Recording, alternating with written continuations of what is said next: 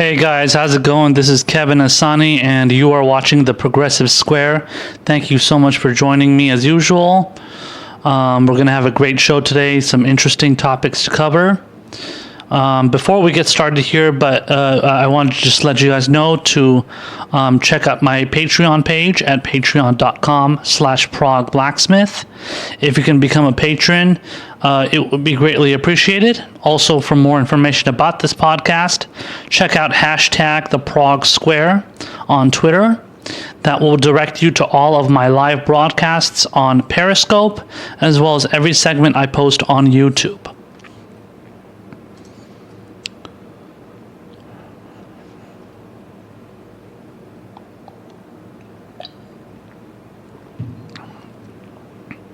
So let's get to the first topic here.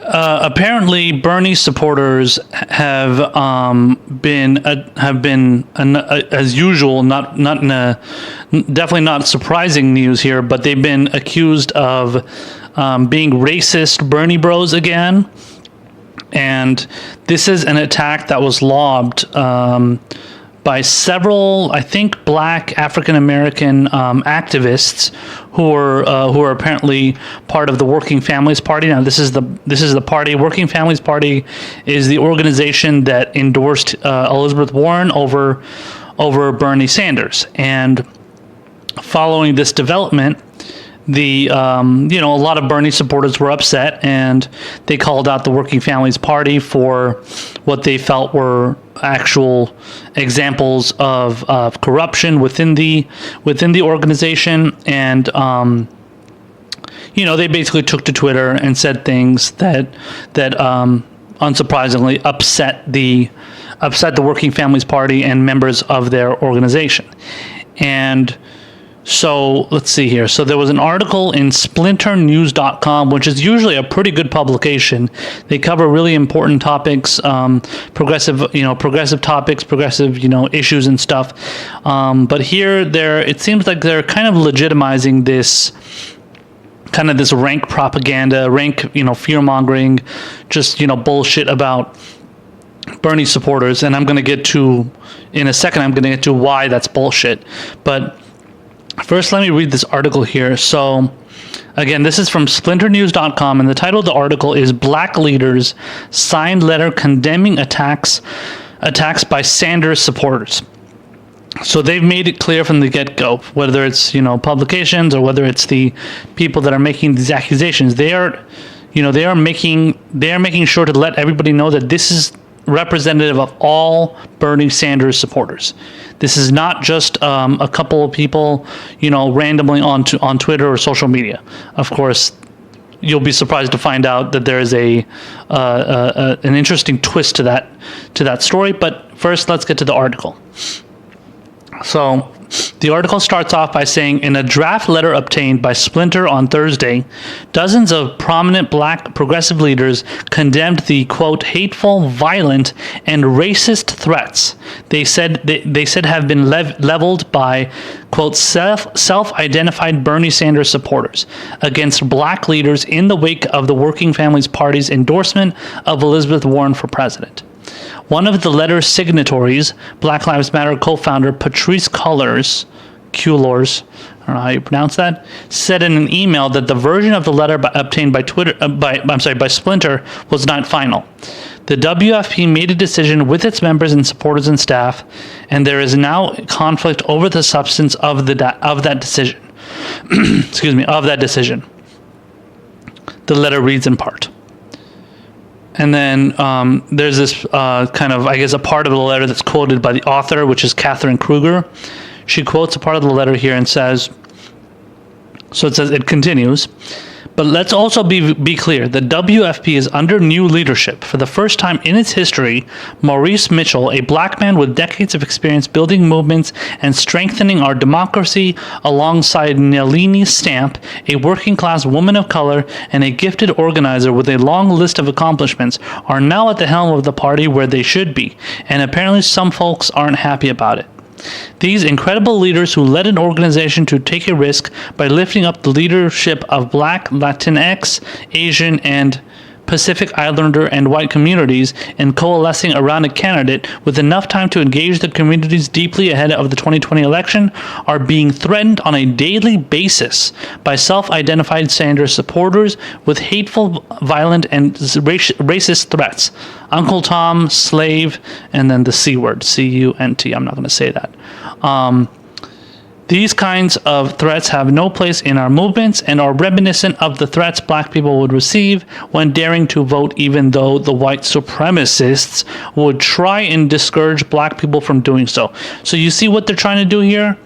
They're trying to, so this is what they're doing. They're trying to compare Bernie Sanders to white supremacists. So I don't know if you guys know, I don't know if these people know, but the white supremacists are the ones supporting Donald Trump. They're not supporting Bernie Sanders. Bernie Sanders and Donald Trump supporters don't get along. They don't like each other. They don't want to have anything to do with each other.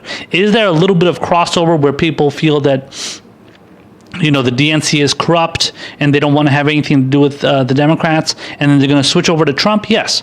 A lot of that is just honestly like protest votes. Those are just votes. Those are just people voting, you know, just to say like, oh, well, you know, fuck the DNC and fuck the Democrats. I'm going to go and vote for the other party to stick it to them. I have tons of issues with that, with those kind of people. But do I understand that they have issues with the DNC and the corruptness and the corruption of the Democratic Party? Yes, I totally get that. I have an issue with that. If you ask any self-identified progressive out there, leftist, socialist, communist, whatever, they all have issues with the DNC too. That doesn't mean that all of them go and join Donald Trump and, you know, want to become Republicans or want to support Trump all of a sudden. That's ridiculous. So, but this is what they're doing. They're trying to dovetail the Bernie Sanders and the Donald Trump supporters together and then pretend as if they're the same, when in reality they're not even close. So as usual, it's just typical bullshit, and it's typical, you know, rank propaganda from people that are upset that the Sanders supporters dare to have an opinion, and God forbid if they have an opinion on something, you know, that's a terrible thing. You can't have an opinion when responding apparently to the, you know, you can't have a response to the corruption, or at least what they feel and what many and I feel was the corruption of what happened within the Working Families Party when they decided to choose Elizabeth Warren over Bernie Sanders. And by the way, there's, you know, as I covered last week, there was a little bit of funny business going on when it came to like the supposedly superdelegates were allowed to vote in the Working Families Party who had like leadership roles. The votes of the leadership apparently meant more. It had more voting power as far as like how much it counted for, and that was chosen, you know, that was kind of, that weighed more heavily basically. And then there's also a situation where apparently, I think I read about it today on Twitter when I was looking around on Twitter. Apparently there was I think the daughter of Elizabeth Warren who bought votes from the Working Families Party. So she like essentially bribed people or kind of like, you know, kind of got around, like, you know, try to get specific people that were voting on the Working Families Party to vote in favor of her mom. So this was Elizabeth Warren's daughter. So she basically kind of tried to get them be like, yeah, you know what, you know, if you vote for her, you know, she's going to help you guys out later on. So I mean, it was a little bit of like a lobbying effort essentially. And so apparently that happened, and so it's just a bunch of like totally shady things going on, and the Bernie Sanders supporters decided to speak out and say something. And these people get pissed off whenever the Bernie Sanders supporters speak out and protest or have something to say. Anytime you even, you know, you're a Bernie Sanders supporters or leftist or something, and you respond to kind of secretive, you know, stuff going on behind closed doors, they get upset and say, oh, how dare you say anything? You know, you better shut the hell up. You know, you better not, you know, be spreading any conspiracy theories around. When in reality, a lot of them are legitimate accusations and a lot of legitimate, you know, issues that Bernie Sanders supporters have with how the system is working. So anyway, so yeah, like they're trying to, and you know, so we're gonna get, obviously, let's read the rest of this article here, but I want to get to those, you know, specific people that, you know, referred to some of the, you know, Working Families Party leadership as, you know, Uncle Tom, slave, the C word. So I'm gonna get to the details on that and, you know, exactly who that came from. So let's see here. It says. Okay, so let's read the rest of it here. It says the letter goes on to say that many of its signatories, which include among many others Alicia Garza, co-founder of Black Lives Matter Global Network, Tarana Burke, founder and executive director of Me Too, and strategist and CNN commentator Angela Rye, can't stand her, and are no stranger to these kinds of attacks. That they're patently unacceptable and only work to further empower those who have real power over our lives. So just so you guys know, Angela Rye, I don't know who those other two people are. Angela Rye is a typical establishment, you know, pundit on CNN that loves to go on there, strategist. She's a Democratic strategist. She just goes on there and just like whines about Trump all the time, just, you know, attacks Trump. And then obviously I think I've seen her in past what you call, like, you know, segments, or even posting on Twitter about Bernie Rose and Bernie Sanders is, you know, not a Democrat. And so she's typical. It's just bullshit, man. I can't stand that. I don't care if it's a black woman. I don't care if it's a white woman. I don't care if it's a black man. I don't care if it's a white man. That shit is annoying as hell no matter who it comes from. So yeah, like that's just typical coming from those kind of pundits. They just, you know, they're so entitled and they feel like they can just say whatever they want, and just, you know, just because this is a, you know, black woman, she feels like she has some sort of standing to go out there and just accuse everybody of, you know, all these Bernie Sanders supporters of being racist, when that is not even close to being representative of the Bernie Sanders movement. So anyway, it says here, says the letter, which you can read in full at the bottom of this post, concludes, we refuse to concede to white terror from the left as well as the right. See that? Look at that again. Once again, they're trying to make a parallel between the left and the right, and the white terror from the left. Oh my God. Okay. I can't wait to tell you guys who these two, you know, who these people are that attacked them, attacked these members of the Working Families Party. We'll get to it. I'm you know, grasping at the you know, opportunity to tell you guys, you know, the real details on this. But anyway, it says, we can argue about the differences between Sanders and Warren, but not if we can't be distinguished from our real opposition. As black leaders in this movement, we are calling on each other to keep reaching for each other, even when it gets hard, even when we disagree, even when we are disappointed. We demand that the Sanders campaign unequivocally denounce the racism in its ranks and issue a public statement separating themselves from these abhorrent attacks. God damn it, that is ridiculous. The whole Bernie Sanders campaign now has to speak on behalf of a couple people making comments. Oh, this is just like 2016. Unbelievable. And we call on our movement to recommit to the real fight ahead of us. Democracy isn't built in a day, and the WFP will need us, Sanders supporters and Warren supporters, to come together to defeat one of the most serious threats to peace and justice in our lifetimes. As if Donald Trump not being there is just going to make everything peaceful in this country and bring justice back to us. Are you kidding me? We cannot wait to make justice real amongst the resistors. We're not part of the fucking resistors. You're part of your own fucking resistors. We don't need you. Our lives literally depend on each other. Sorry for all that commentary in between. I just can't stand this shit. It's so annoying.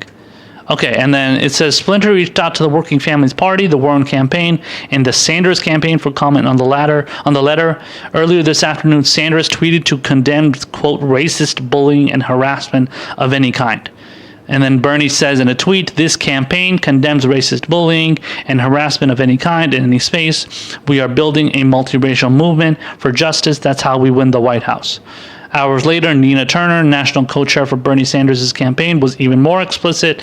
Anyone directing racist, sexist, and otherwise personally derogatory tweets / messages towards Maurice WFP, which is Maurice Mitchell, or anyone on his team at Working Families Party, is a coward and is not in alignment with Bernie Sanders or our collective mission.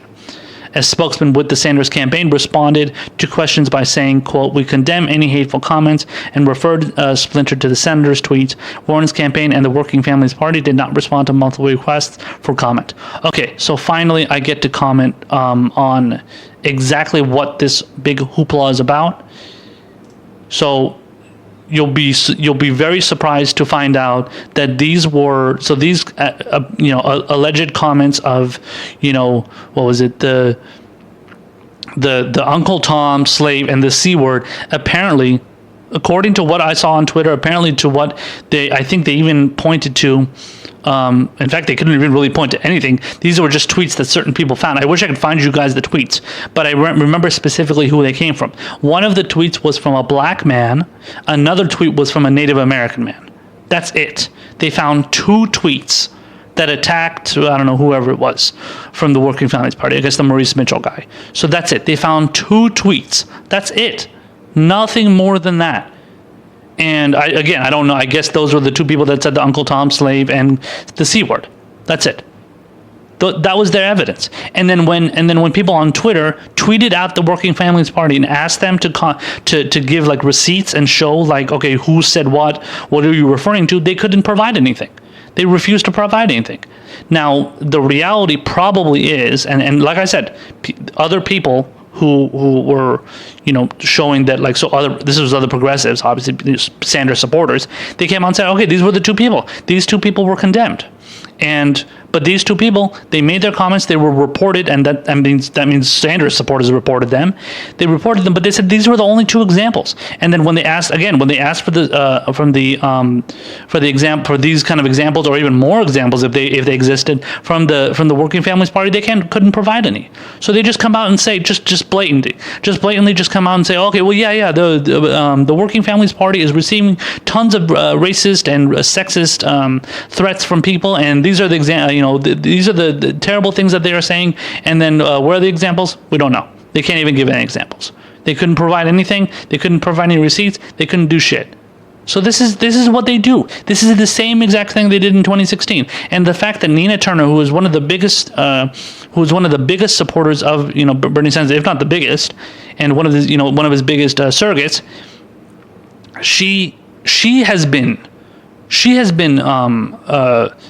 a victim of sexist and racist attacks. I've seen it. In fact, I wrote an article on Medium.com back in 2017. I wrote an article, and she tweeted me and said, thank you very much for writing this, and thank you for tracking down all these people and documenting all these tweets, these racist and sexist tweets that were said against me. So I spoke to her directly. She's a very nice lady, and I understand her coming out and saying that you should make these these attacks shouldn't be lobbed at these people, but where is anybody condemning the attacks that were made against her, or the attacks that have been made against other Bernie Sanders supporters, let alone Bernie himself, let alone Brianna Gray, which is the press secretary for Bernie Sanders? All these people are have suffered racist and sexist attacks. So even Bernie himself has been called a fake Jew or something by this idiot fucking Hillary supporter, somebody that apparently even Neera Tanden was praising on Twitter, which is pathetic because Neera Tanden is an atrocious shill for Hillary Clinton. So she's going out and praising this person who's calling Bernie a fake Jew. Unbelievable. So anyway, but where are all the people condemning the attacks against Nina Turner? So anytime an attack happens against a Bernie Sanders supporter, shush, don't say anything. Don't say anything. You can't say that because it goes against the establishment narrative of supposedly Bernie Sanders supporters being sexist. So anytime that kind of stuff has to be called out, nobody wants to say shit. But anytime there's any kind of narrative of Bernie bros and sexist Bernie bros and racist Bernie bros, they come out with that shit like gangbusters, and they want to set that narrative. They want to put that narrative into the media so that everybody knows it, and everybody just keeps referring to Bernie Sanders as being Bernie Sanders supporters and Bernie Sanders being like Donald Trump and his supporters, which is ridiculous, like I said before. And nobody calls out the actual racism and sexism that goes on. And again, like I said before, when you come up with examples, you come up with 2 tweets. You come up with 2 tweets from a Native American person, Native American man, and an African American man. That's it. That was your best examples that you could come up with. You couldn't even come up with a white man. So you're obviously bullshitting. and let's just say, okay, somebody wants to say those were not really black, it was not really a black man and was not really a Native American man. But how can you prove that? You can't prove that. But based on the evidence, so based on the pictures that you could see in the person's bio, like the main avatar picture, it showed a black man and a Native American man. So that's it. So where is this? Where's your? At least if you're going to make the accusations, at least come out with evidence and proof and at least back it up with something. But they can't do that because they just want to go out there and frame Bernie Sanders supporters as being sexist and racist, and it's just absurd. And if a black man is going out there and calling somebody an Uncle Tom, I mean, okay, I wouldn't do it, but that's something that black men have said. Black people have called other black people Uncle Toms. So that's not my problem. But I'm not calling anybody an Uncle Tom. They're the ones who are saying it. So if they want to say that, if a black person wants to say that to another black person, that's their problem. If a white person were to go out there and say that, that's a different story. I think that's pretty fucked up. I don't like to get into that kind of racist, sexist language. I don't think it's right. Largely I like to avoid that. Sometimes, every now and then you're going to come out and say something that people are going to consider to be sexist or racist. But in reality, it's just people just getting triggered by words and getting upset and, trying to become the word police, which I deal with all the time on Twitter. I see it all the time on Twitter. Other people have dealt with it too. But anyway, the point is that these people are making up a narrative that's not true at all. They want to smear Bernie Sanders supporters. They want to smear Bernie Sanders. They don't give a shit about actual substance or focusing on policy. So they have to go and find something that frames this narrative away from the policy and just focuses on the identity and scandals and drama and bullshit like that. And this is honestly something that's being started by the establishment Democrats, because they want to once again do to Bernie Sanders what they did to him in 2016. The only difference now is they're trying to ignore him more. But then when they focus on the stories that hurt him, they really go hard on him. But for the most part, they try and avoid him because they don't want to put too much focus on them. They want to give more airtime to people like Bernie, to people like Elizabeth Warren and Kamala Harris and Joe Biden and stuff like that. So that's clearly the mentality here, and it's disgusting, and I can't stand it.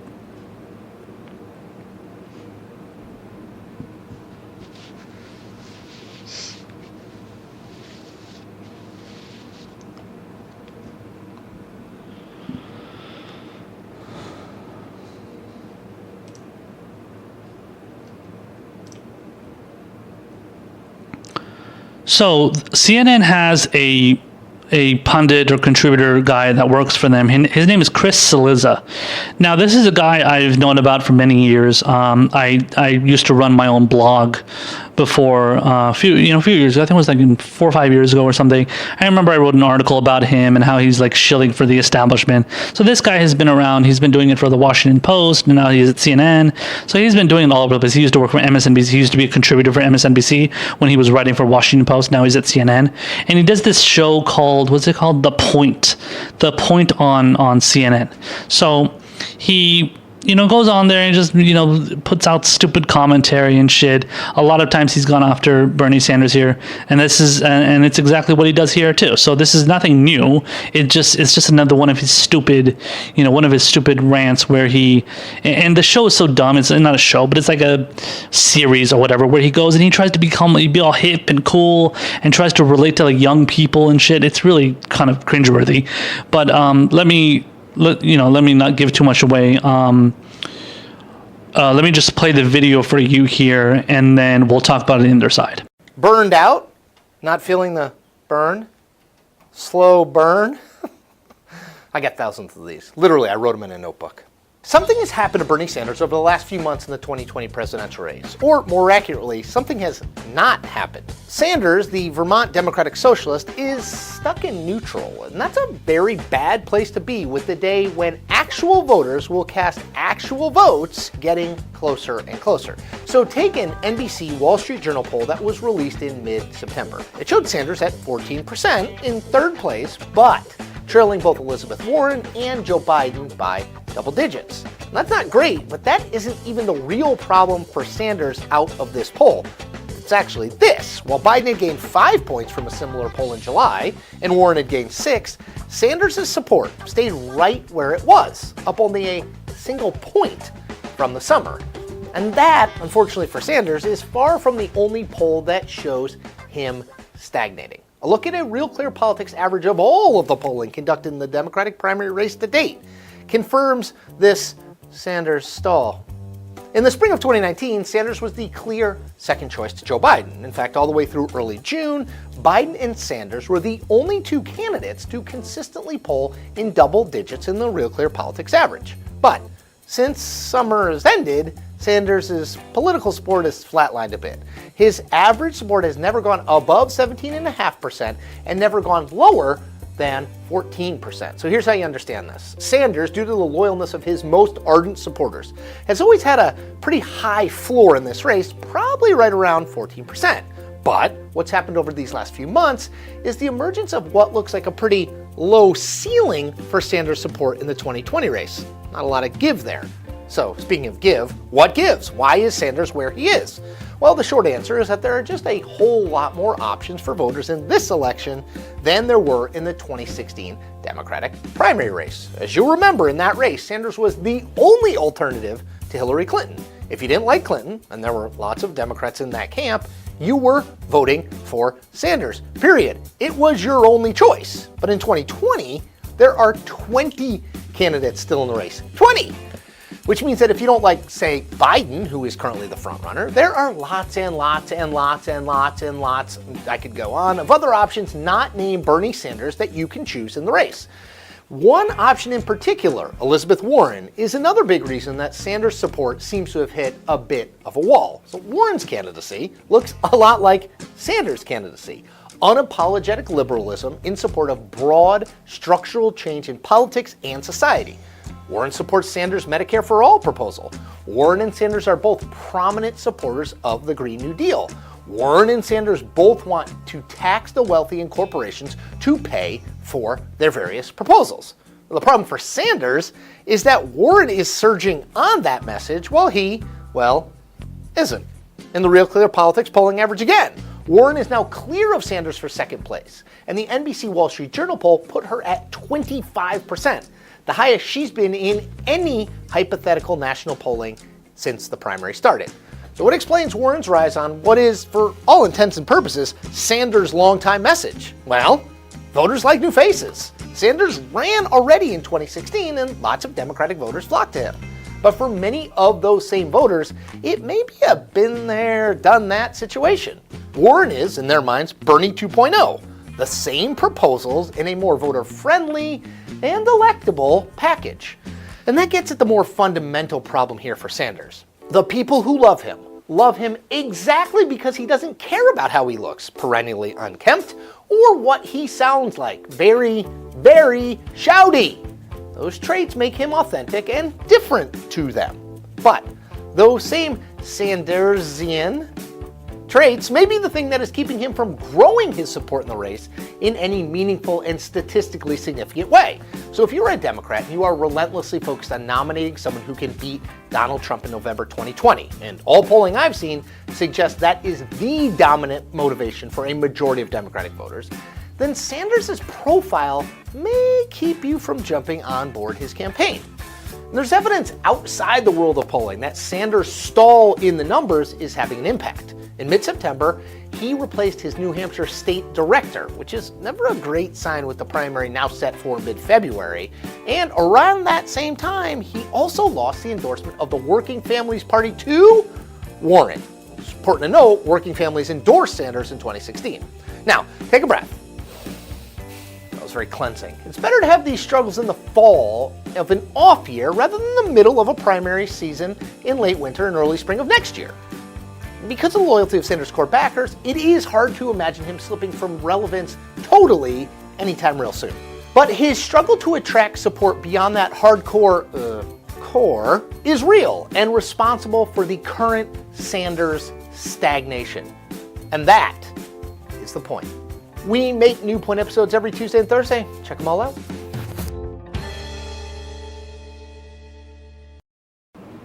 Okay, so that was the most delusional analysis I've ever heard. And honestly, it's not surprising if you're a Bernie Sanders supporter. You know exactly what to expect from these kind of people. They're gonna say these same kind of talking points, the same kind of shit. So we're gonna go point by point, analyzing The Point, which is the name of his stupid show, and kind of break down exactly what he said and debunk all his bullshit. But first, before we get into that, I just wanted to address these, how he keeps addressing poll after poll, the average poll of this, the average poll of that. So anybody can cherry pick polls. I can cherry pick polls. You can cherry pick polls. You can find any kind of poll that shows somebody either looking favorable, or you can show them looking unfavorable. So let's do that. So let's cherry pick our own polls that show Bernie Sanders looking favorable, since he chose to cherry pick polls that makes him look unfavorable. So let's put this tweet up. This is a tweet from John Nichols, who's on Twitter, Nichols Uprising, and he's a pretty good progressive writer. He's been around for a while. I think he actually knows Bernie Sanders pretty well and has known him for a long time.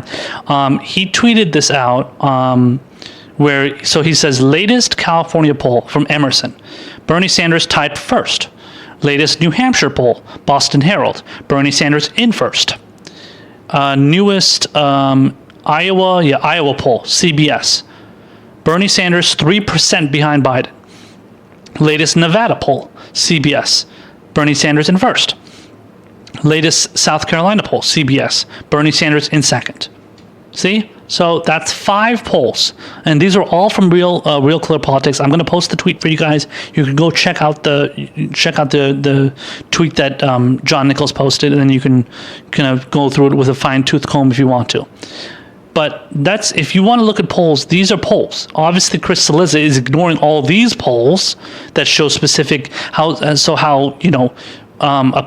Bernie Sanders is doing in specific states, which, by the way, is very, very important when you focus on state by state. If you focus on the national polling, which I think Chris Cillizza focused on, that doesn't really say much about the kind of the larger landscape of what people think about politicians. Because you can do anything and say, oh, well, I like this politician, and then and then the people like a certain politician in a bigger state, whereas they might not like that politician so much in Iowa or New Hampshire or wherever, So you can easily just go to New York and everybody say, yeah, I totally love Elizabeth Warren, or I totally love Joe Biden. Or you can go to California, yeah, I totally love Elizabeth Warren and love Joe Biden. So you can do that stuff easily. My point is that you can find polls that show favorably for Bernie Sanders, and this is it. So Cillizza's game is bullshit, and he knows he's just trying to find specific polling that makes Bernie look bad. But that's not the end of it here. So we're going to go point by point and kind of analyze and pick apart what he's saying here. So people need to stop repeating this talking point about how there is so many other candidates to vote for. That's honestly, it's such a childish mentality to use, because what it does, it doesn't focus on the actual substance of what's going on. It just focuses on, there's so many other candidates out there. There's so many other choices. So to get into more detail, the reason why this is a problem is because while there are many other candidates running in the race compared to 2016, which was there's only 4 or 5, right? And then obviously ended up being just between Bernie and Hillary, so it wasn't just Bernie and Hillary from the start. Compared to 2016, though, a lot of them are not pushing the same message as Bernie Sanders, or even Elizabeth Warren, to be fair. So to pretend anybody can go and pick anybody else except Bernie Sanders and Elizabeth Warren, and that totally is not good for Bernie Sanders. Apparently it's good for Elizabeth Warren, I guess. Or it's good for Joe Biden, I guess, too. Even though there's a ton of centrists that are running, and a lot of them, and there's a bunch of fake progressives who are also running, so Kamala Harris is one of them. Beto O'Rourke is another one. Pete Buttigieg is another one. These are all fake progressives out there that are running, that are pretending to, Kamala Harris is, did I mention Kamala Harris? Kamala Harris is another one. These are all fake progressives that are running, that think they're progressive, but they're just trying to leech and grift off of the progressive message to then get the votes and then ultimately do nothing for progressives and what they're demanding, of these candidates. Another thing is a lot of them are part of the Democratic establishment, and a lot of them push ideas that voters have already heard but are not inspired by. So Joe Biden does this all the time. Joe Biden, Amy Klobuchar, Cory Booker, people like this are always pushing this establishment narrative, and that's largely, I'm not saying like in every single talking point. I mean, a lot of talking points they will, again, like I said, grift off the progressive label and progressive message at least.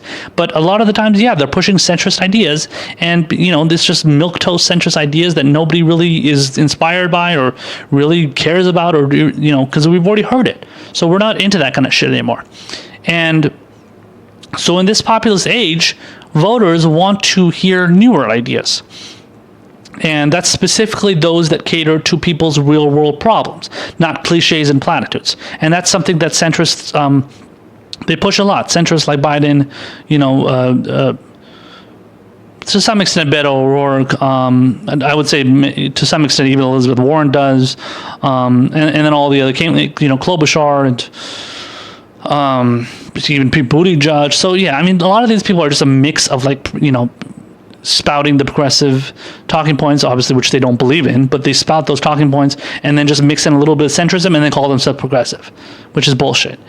And also, most of the lower tier candidates have either dropped out or are beginning to fall in the polls because they aren't making any noise in the primary, and people just start to forget about them. So, Bernie Sanders, Elizabeth Warren, Joe Biden, and this is no particular order, but those people seem to be the main ones standing out of the pack. Pete Buttigieg is still kind of hanging on. Kamala Harris somewhat still hanging on. And the rest of them, Andrew Yang. Yeah, Andrew Yang is still kind of hanging on himself too. But there's like a lot of these people they're not in it anymore. And it's just those specific candidates that are in it more than the other ones.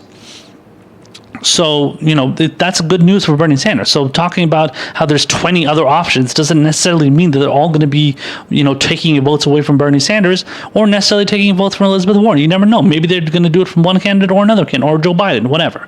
So it doesn't just go one way. And, pretending as if this is a problem for Bernie Sanders is ridiculous. So the next thing I want to point out is that no, Elizabeth Warren's candidacy is not similar to Bernie Sanders.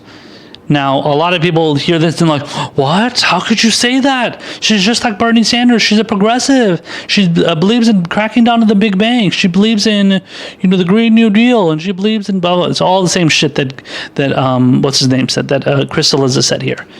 So the reality of that is Warren supports liberalism, aka market capitalism. She's a capitalist to her bones, as she said.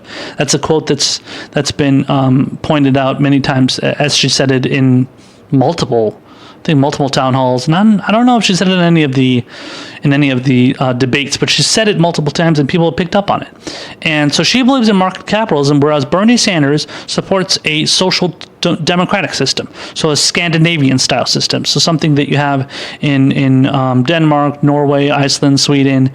It's kind of like it's not post-capitalist, but it's definitely a system that puts heavy regulations on capitalism and doesn't allow the income gap to be obviously as wide as it is right now. Now, would Elizabeth Warren try and kind of try and change that system too? Yeah, but you can't do that with the form of capitalism that she believes in when it involves markets. And when you involve markets, then you're involving too much of the bigger corporations taking part in this kind of system, and you can't have that. You have to have a system where the market has a hell of a lot more competition. It has a hell of a lot more people getting involved. Now that's the social democratic system. You want to get into socialism and obviously communism and all that stuff, then you just get rid of markets, you get rid of capitalism. That's totally post-capitalist. That's not something Bernie Sanders is advocating for. Now, whether that's something that he is going to gravitate towards or he's going to try and make the country into at some point, we don't know. But at this point right now, he believes in a Scandinavian style system. And for a lot of his supporters and a lot of people out there who are more leftist, they don't believe in a Scandinavian style system. They believe in a system that's more farther to the left. But that's a conversation for another day. Warren does not support full implementation of Medicare for All. As she's talked about different paths, quote, different paths. And she said that in a lot of past town halls. I've seen it in at least 2 town halls that she's done. Now, she hasn't done that so much in the debates. The debates, she's being a lot more careful and dancing around specific type of specific type of talking points, and trying not to trying to cater to, I guess, any certain side or anything. And she doesn't want to, I guess, get herself stuck in some sort of some sort of soundbite where she's going to be exposed as an opportunist, which honestly has pretty much already happened, but she's trying to avoid that as much as possible. And then, so Chris Elizabeth says that Elizabeth Warren believes in a Green New Deal. Now, the biggest and best form of the Green New Deal, if some of you guys don't know, comes from the Green Party. It comes from the Green Party, which Jill Stein supported and pushed for. I'm sure Ralph Nader pushed for it back in his day when he was running for the Green Party. So the Green Party, the Green New Deal is something that was created and endorsed and put out there by the Green Party. That's something that probably also the Democratic Socialists of America support and other leftist groups. But the Green Party is the one that implemented it into their platform to begin with. And now the Democratic Party is, leeching and grifting off of that and pretending as if they supported, when in reality, even AOC, Alexandria Ocasio-Cortez, who first started talking about this, even she doesn't believe apparently in the full style of the Green New Deal as the Green Party does. So she's kind of leeching and grifting off that policy as well. But the problem with Warren is that part of her Green New Deal policy wants to involve the military, where she tries to get the Pentagon to take part in efforts to prevent climate change. So she wants to get them involved where they are, the military, emits so many fossil fuels and blah, blah, blah. And, and that's true. But what she's doing is she is trying to give an opportunity for the military industrial complex to involve themselves in this Green New Deal and this whole kind of this climate change issue, when in reality it's just a way for her to show that she is going to become beholden to the military industrial complex. Also, Warren doesn't believe in canceling all student loan debt and has no plan on canceling medical debt. So when it comes to situations specifically focusing on debt, Elizabeth Warren does not focus on that. She is not somebody that goes out there and pushes for those things to its fullest extent. So to the extent that Bernie Sanders does it, she's not even close. So while Bernie Sanders wants to advocate for a $1.6 trillion of canceling student loan debt, I think Elizabeth Warren's plan is, I believe, 600 million or something. I'm sorry, 600 billion, I think, something along those lines. And she hasn't given a plan for medical debt either, like I said. So that's a big issue. While Warren wants to tax the wealthy and big corporations more, her coziness with CEOs of financial institutions, as well as wanting to take corporate PAC money in the general, raises huge concerns. So this is something I have brought up many times. I've shown you guys the 2 interviews. In fact, I showed it to you last podcast about where she did interviews with Cenk Uygur of TYT and with Chris Hayes of MSNBC's All In, hosts the show on MSNBC called All In. And she said the same thing from the same day. In fact, she did interviews on the same day or around the same time, for sure. To be fair, I'm not sure if they were on the same day, but they were definitely within that same kind of time frame, and she said the same exact thing, where she says she does not believe in unilateral disarmament when it comes to taking money, corporate PAC money. So in this case, she plans on taking it in the general election because she says, we got to defeat Donald Trump, blah, blah, blah. So she says all that shit. But then in the primary, she won't take it because she knows it's going to piss off progressives. So it's a very opportunistic move on Elizabeth Warren's part, and that's not going well. That's not going well with progressives. So also I wanted to get into how, Chris Cillizza says, well, Bernie yells a lot, and that's something that only his supporters like, but it might not help his standing within the the ladder. When we go later into the primary. I mean, I don't even know what the hell he's basing that on. It just makes no sense. It's just based on a bunch of chuckleheads on Twitter and social media saying he yells too much. It's bullshit. It's just making it up, and it's based on no polling numbers. It's based on no studies, no questions, asking questions of anybody. It's just completely fabricated bullshit media, mainstream media narrative, and. So so that his whole style of talking a lot, really angry and loud and stuff has nothing to do with anything, and it has nothing to do with why people would or wouldn't vote for him.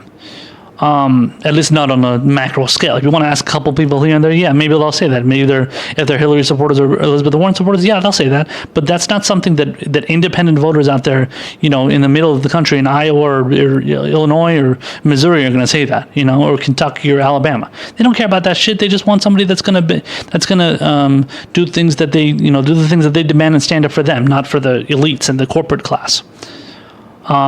So voters are begging for politicians who are passionate and angry about injustices happening in the United States and all over the world. So Bernie Sanders is going out there and he's angry because everybody else is angry. I've said this before on the show. Everybody else in this country is extremely angry about all the injustices that is going on in this world. They're yelling and screaming about it, and they're never heard. And Bernie Sanders is angry about the same exact shit that regular people have been yelling about for decades. But they're never heard. And because the corporate media has been drowning them out and ignoring their pleas. And that's why nobody, honestly, the trust of the corporate media and just mainstream media in general is so fucking low. It's down there with, probably being just as bad as Congress, which is somewhere in this high single digits or somewhere in the middle teens or something. The Congress, mainstream media, these people, they are not taken seriously. And that is not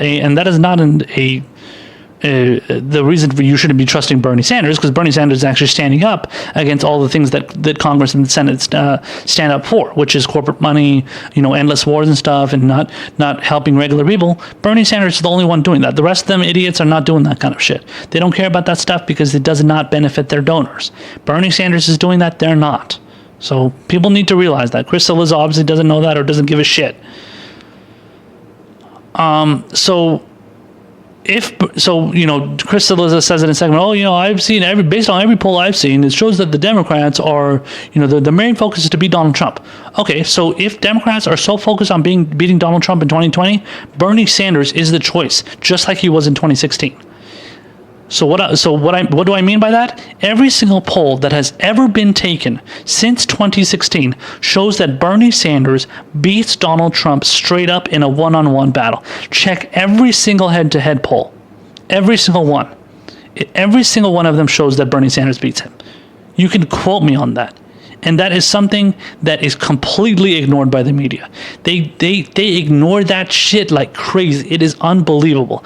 It is absolute journalistic malpractice, the fact that they refuse to acknowledge the simple fact. But it's not, again, as usual with many of the tactics of the mainstream media and corporate media, it's not surprising. Because this is what they do, and they want to ignore reality. They don't want to show you what's actually going on. They want to give you their narrative, and they want to manufacture consent, so they make you believe things that aren't actually true. And then if you ask the anti-Bernie Democratic loyalists out there, they claim that, because Bernie hasn't been vetted by the Republican Party. I mean, come on, that's just a joke. Hasn't been vetted by the Republican Party, and once they attack him, he won't be as popular anymore. I mean, that is such ridiculous bullshit. Because think about it. What is the attack that the Republicans are going to use against Bernie Sanders? Oh, you're a communist.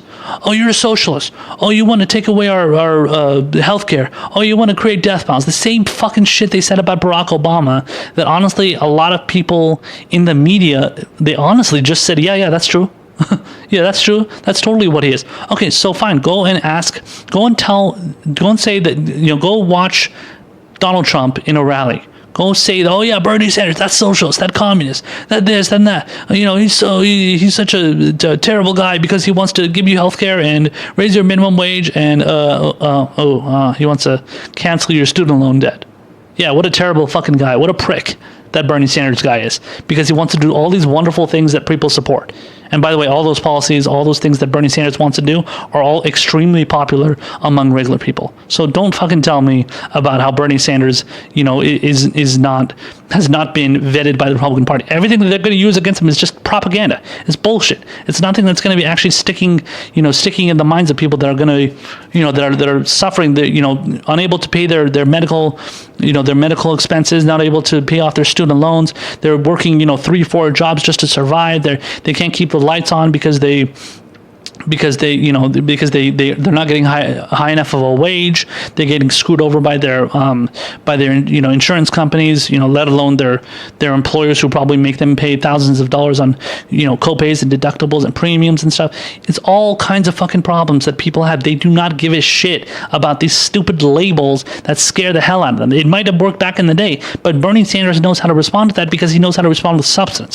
Whereas if you ask any other Democrat out there who gets called a socialist or communist, they're like, I don't know, that's not going to work because Donald Trump is scared of Democrats, or some bullshit platitudes are going to throw out. Where if you ask Bernie Sanders, he's like, yeah, you know what? I do care about the American people. I do care about taking away their medical debt. I do care about getting them Medicare for all so that they can have a better quality of life. I do believe in giving them higher wages. I do believe in favor of fighting for unions. I do believe in favor of raising the minimum wage, giving them a living wage. I do believe in ending the wars. Has Donald Trump done any of these things? No. He wants to keep America great. That's Donald Trump's slogan. He wants to keep America great. Keep America great for what? You haven't done anything. So what the hell are you talking about? And then another thing is, so according to polling, which the media, like I said, ignores, all of his policies are extremely popular. And also, don't forget, another important thing is that based on the massive crowds that Bernie Sanders gets, people are more than enthusiastic for his candidacy. So if you look at the crowds for any other candidate, put aside maybe Elizabeth Warren. Maybe she has almost as much enthusiasm, not as much as Bernie, but she has somewhere close to Bernie Sanders' enthusiasm. Other than Elizabeth Warren, Joe Biden doesn't have any enthusiasm from his supporters. Kamala Harris doesn't have as much as far as the number of supporters that are backing her. Amy Klobuchar, Cory Booker, Beto O'Rourke, Pete Buttigieg. Pete Buttigieg just has the support of a bunch of celebrity donors. That's the only people that care about him. So compare the actual excitement for a candidacy that Bernie Sanders has compared to every single other candidate. Bernie Sanders has the most excitement from his candidacy because he stands up for real issues. Elizabeth Warren only has the support of specifically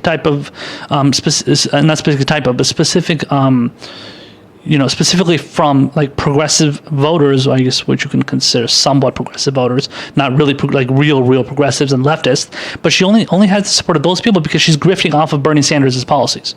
And this is, again, something that the media will not report on because they're stupid and they just don't give a shit, and they just want to keep talking about how Elizabeth Warren is so wonderful and so, better than Bernie Sanders and more electable than Bernie Sanders. Ridiculous. And also another thing, don't forget that we covered on my last podcast, Donald Trump has admitted to his closest confidants and aides that he is scared to take on the socialist ideology. And Bernie Sanders is the only one offering anything close to this in its entirety of his platform. So Bernie Sanders is an advocate for socialist type policies. And whether it's democratic socialists or just socialists, he advocates for them. So you want to go call him a socialist? That's not going to do anything for you. That's not going to do shit. All you're going to do is just be pissing in the wind.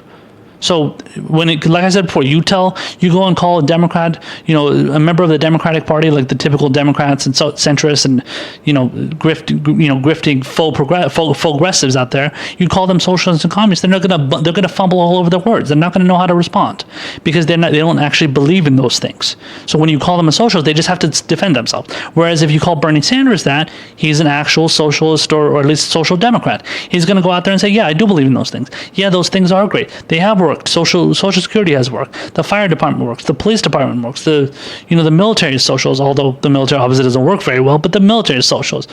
All these different things are socialist. Medicare has worked. Now that's why obviously Bernie Sanders wants to do Medicare for all, but Medicare has worked. Social security work, all these different things that are social programs, which are socialist, those programs have all worked. So don't tell me about how, just because somebody is a socialist, that, you can go out there and call them a socialist and it's going to work, when they're an actual socialist. That's not going to work, because in reality, that person is proud to stand up for those policies and for those, ideas, and they're not scared to shy away from them, whereas your typical Democratic loyalist and Democrat, establishment Democrat isn't going to know what to say. And so Bernie Sanders' stance in the polls are relevant to his campaign developments and endorsements.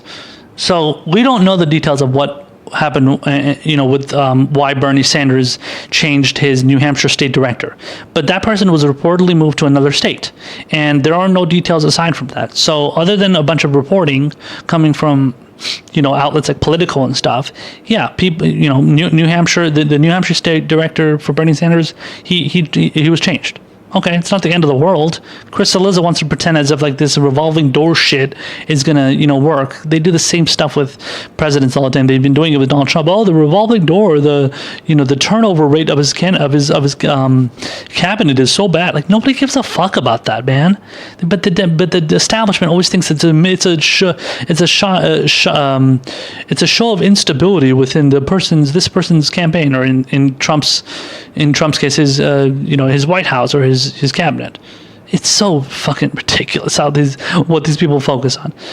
So the endorsement of Warren over Sanders by the Working Families Party was significant, but they also didn't disclose specific vote totals, and there were also superdelegates that were involved in the vote. So I mentioned that in the last segment, and that's what happened. So I don't think.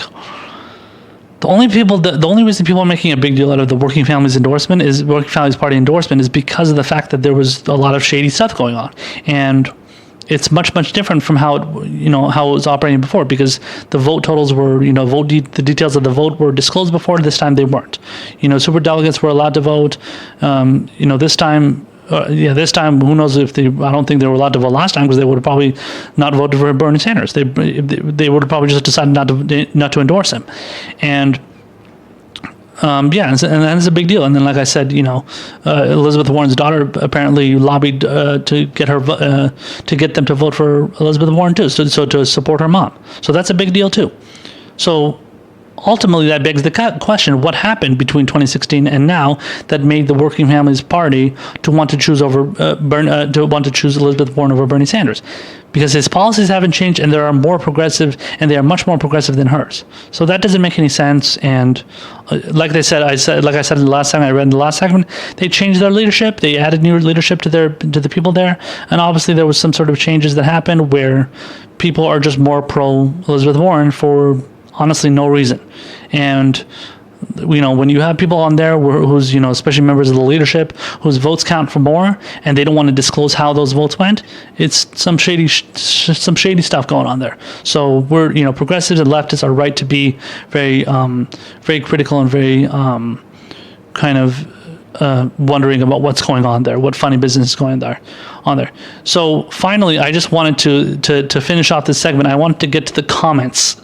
So the dislike ratio, the like to dislike ratio of this video that Chris Cillizza posted, or CNN posted, of this Chris Cillizza video is so fucking terrible. The last time I checked, it was something like 660 something upvotes and like 12,000 downvotes. I think it's probably even more. It's probably 13 or 14,000 now, and maybe even more than that. Who knows? But it's so ridiculous. So I just wanted to read some of the comments one of the top comments that I read here. The first person says, the like to dislike ratio on this video is so satisfying. Nice propaganda, makes me want to support Sanders even more. The reason why Chris was hired was to connect to young people. What a horrible job he has done. No one takes this guy seriously, and CNN is just plain stupid if they think this guy resonates with real people. Feel the burn in the dislikes, you out-of-touch corporate hack con artist. Hey Chris, how much do they pay you to smear and bring down Bernie? They say he's stuck in neutral as he is breaking records with individual donors. Yeah, Bernie Sanders just reached 1 million individual donors, by the way. That's a big story. And then he says, what a pathetic attempt to distract from Bernie's momentum. Don't worry, Chris. When your current employer terminates you under Bernie's plan, you will still have health coverage. No, I'm sure CNN is going to keep him just for the reasons that he alone, but that is a funny remark. Not only a trash propaganda piece, Chris's attempt to be funny / cute are so cringy. Yeah. He just hit 1 million individual donors. Chris is a slimy hack undeserving of his job. You forgot to mention the fact that Bernie beats Trump in all the polls. Yes. Thank you, CNN, for emboldening us even more. Your propaganda won't do any good. Bernie 2020, hashtag Bernie 2020. And the final one says, seriously, is CNN even trying anymore? Pretty much the only thing Trump gets right is how terrible this network is. Judging from the number of dislikes you have, you might be feeling the burn all too well. That is so fucking true. So listen, man, from all the commentary that I gave you, the comments section does, I think, the most justice, because these people are saying exactly what all the rest of us are thinking, and you just get to say it in like short, one or two sentences essentially. And these people nailed it, and I know there's a lot more, comments that are just as funny as those. But that gives you a snapshot of how ridiculous of a joke CNN is, and how even more ridiculous Chris Cillizza is. That guy is just a total goofball, and he obviously doesn't know how to do his job right, or he's just a monumental moron, and he loves to do his job like this, and he's just shitty at it. That's all it pretty much boils down to.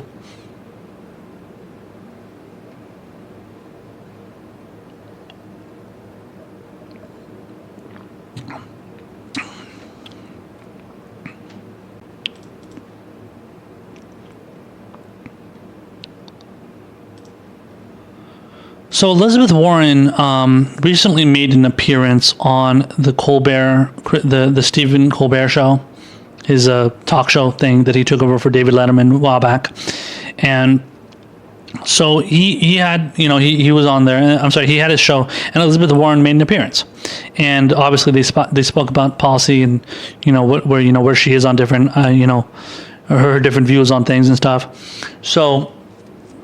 So she was asked about the possibility of raising taxes on the middle class, specifically to fund Medicare for all. So she was asked about this, and then she gave, frankly, a really terrible answer. But let's watch this, and then we'll talk about it on the other side. We're here with presidential candidate Senator Elizabeth Warren. When I say you look back, I don't mean that you're backward thinking. I'm trying to say that there were certain things that were gained in the 20th century that you are proposing that we go back to, that people are calling radical, but they used to be taken for granted. Yeah. The most radical thing that you are proposing is Medicare for all. Uh-huh. Okay. You think that's the most radical? I kind of like the 2-cent wealth tax myself. But yeah, I like them all. I'll take them all. But I'm big on Medicare for all. I think the 2-cent wealth tax is nothing compared to the 90% top tax bracket that was during the Eisenhower administration. Yeah. So that's not as radical as that was before. But there hasn't been Medicare for all before. You keep being asked in the debates, how are you going to pay for it? Are you going to raise the middle class taxes? Right. How are you going to pay for it? Are you going to raise the middle class taxes? So here's how we're going to do this. Costs are going to go up for the wealthiest Americans, for big corporations. Taxes, what do you mean by cost? Yeah. Okay. And hard-working middle-class families are going to see their costs go down. But will their taxes go up? Well, but here's the thing. Here's the thing. I've listened to these answers a few times before, and I just want to make a parallel suggestion for you about how you might defend the taxes that perhaps you're not mentioning in your sentence. Isn't Medicare for all like public school? So, actually, there might be taxes for it, but you certainly save a lot of money on sending your kids to school. And do you want to live in a world where kids aren't educated? Do you want to live in a world where your fellow citizens are dying, even if it costs a little bit of money? So I accept your point, and I believe in your point. Healthcare is a basic human right. We fight for basic human rights, and that's Medicare for all. Everyone gets covered. But here's how I look at it. I've spent a big chunk of my career studying why families go broke. And a big reason that families go broke is health care. And even today, People with insurance are going broke over a bad medical diagnosis. And people are getting stretched financially. Why? Well, first you've got high premiums, and then you've got that copay. You need to go to the doctor, you're going to have to do a copay. Oh, and for the insurance company says, I'm sorry, we're not going to cover that doctor, not in network. And then for the specialist you need to see, that the insurance company says, no, you don't need to see the specialist. And for the extra physical therapy, and for going to the pharmacy, and that drug is not covered, and this one has a high copay. Families are paying and paying and paying. And a big part of the reason they're paying is because the insurance companies have set up their business model. And their model is rake in as much money as you can in premiums, and then say no as often as you can to health care coverage. And the consequence of that is they pulled $23 billion out of the system last year. They imposed costs on everyone else with all the forms that had to be filled out and people arguing over could they get this covered or that covered. This is not a sustainable healthcare system. I am so deeply grateful to President Obama, who moved this country to say, we as a country want every person here to have health care coverage. And now it's time to take the next step and say, let's do that in the most effective way possible. And what every study shows is that Medicare for all is the cheapest way to do that, and it's the way to make sure that those who have more will pay more, but that hardworking families will pay less. Nobody has to go bankrupt over health care if we get Medicare for all. So, I mean, credit to Stephen Colbert. He actually pushed Elizabeth Warren pretty hard there. That was actually a better job than I've seen a lot of journalists, quote unquote journalists, do. And he asked her and he asked her. And first of all, the whole praise of Obamacare and President Obama did this, President Obama did that, so annoying. I can't stand hearing that. President Obama doesn't believe in getting every American quality healthcare. When did President Obama do that? He didn't even do that. All he did was he still, I mean, okay, Obamacare, first of all, Obamacare was a terrible right-wing policy that was implemented by Mitt Romney in Massachusetts, among other Republicans pushing for it, and Richard Nixon advocating for it and stuff. So don't give me this bullshit about how Obamacare is so fucking wonderful and President Obama believed in giving all Americans health care. That's a tired talking point, and I'm sick of hearing about it. But when it comes to him supposedly wanting to give all Americans health care, we still have 20 million people who don't have health care. 20 million people. That's a lot of people. We have 330, upwards of 330 million Americans in this country, and you're telling me that 20 million people not being covered is oh, that's wonderful. President Obama, totally left. He gave healthcare to over 300 million people, but yet we still have 20 million people who don't have healthcare. Like, that's not a good thing. That's ridiculous. And so she's just doing her typical tap dance about praising Obama and trying to. That's her way. That's the way of these politicians, because they all do it too. But that's their way of kissing the ass of Obama and pretending and kissing the ass of the establishment, because this Obamacare legislation, which is a huge giveaway to the insurance companies, by the way, which people like Elizabeth Warren doesn't want to admit, but and doesn't go far enough.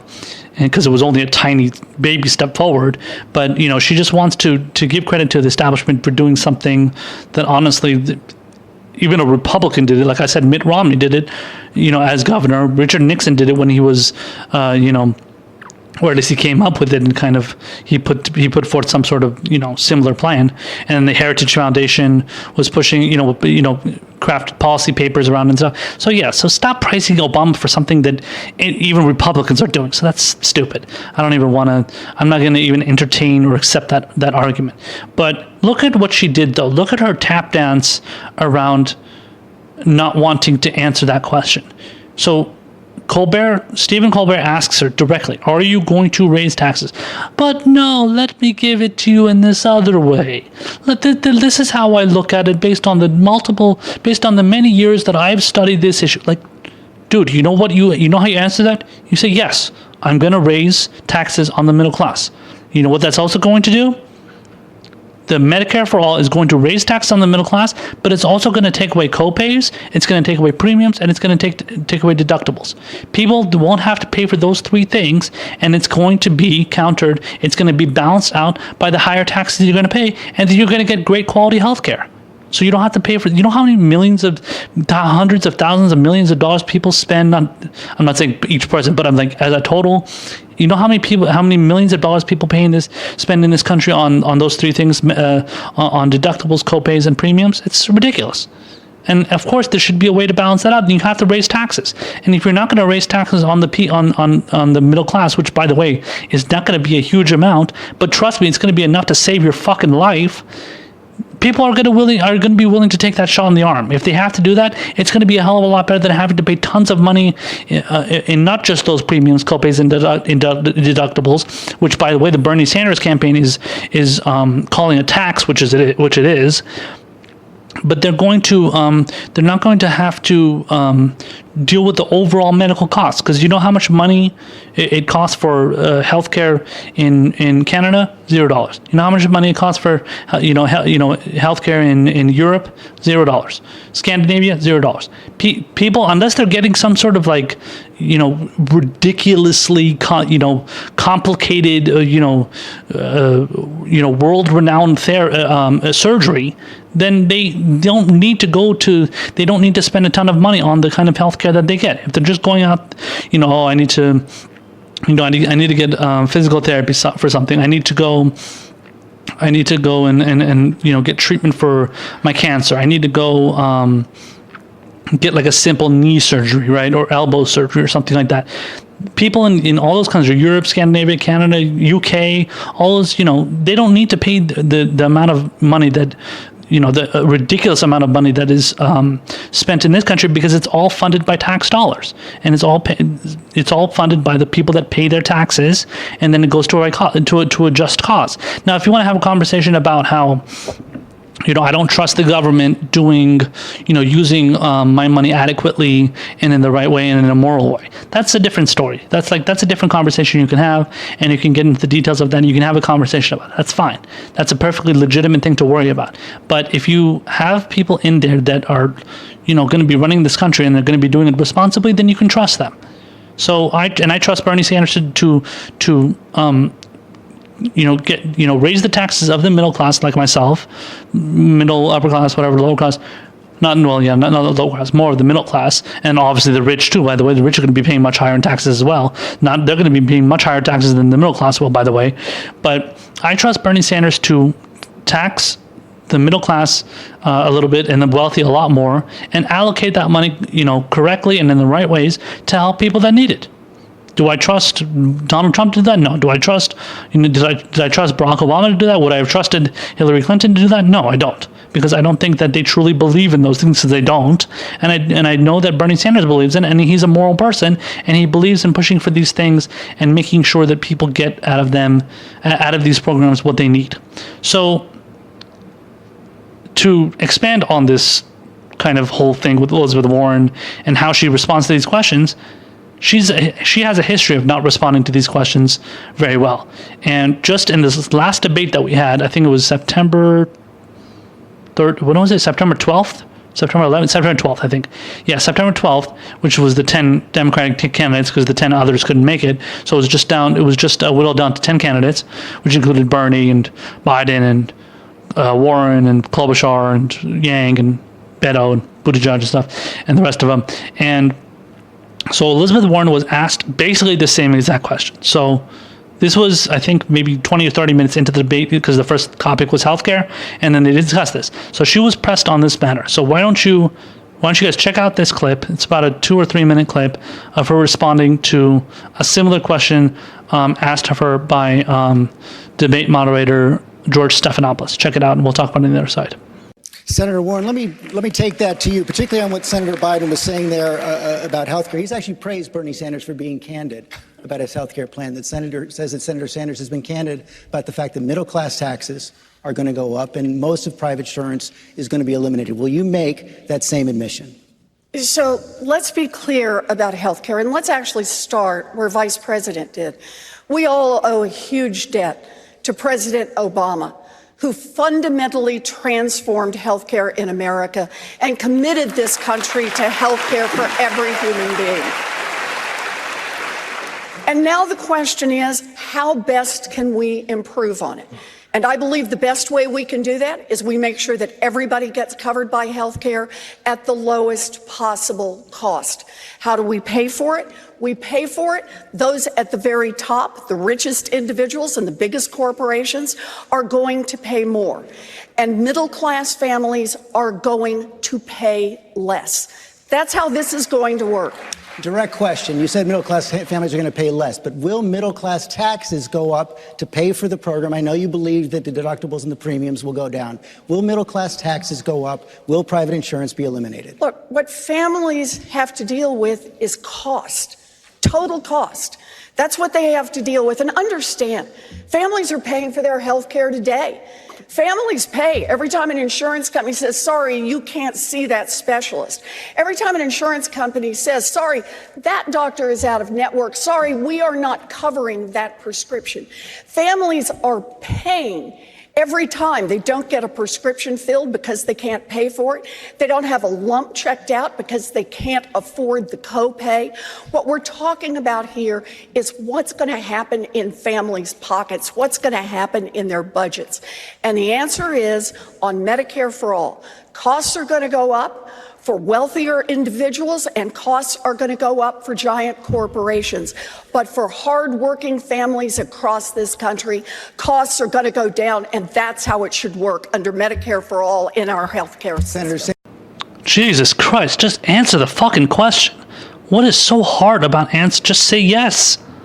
Yes, we are going to raise taxes on the middle class because they're going to pay less in co-pays, premiums, and deductibles. Even George Stephanopoulos lobbed her a softball there. He even admitted, he says, yeah, I know you believe that co-pays and deductibles are going to go down. So he's even saying that to her. And she still doesn't respond by saying, yes, that's what's going to happen. And then she goes into her typical stump speech. Again, she mentions Obama for the fucking millionth time. All the other Democrats are doing the same shit too. Again, she mentions Obama. God damn it, stop mentioning Obama so much. He didn't fundamentally transform the system. The system's the same.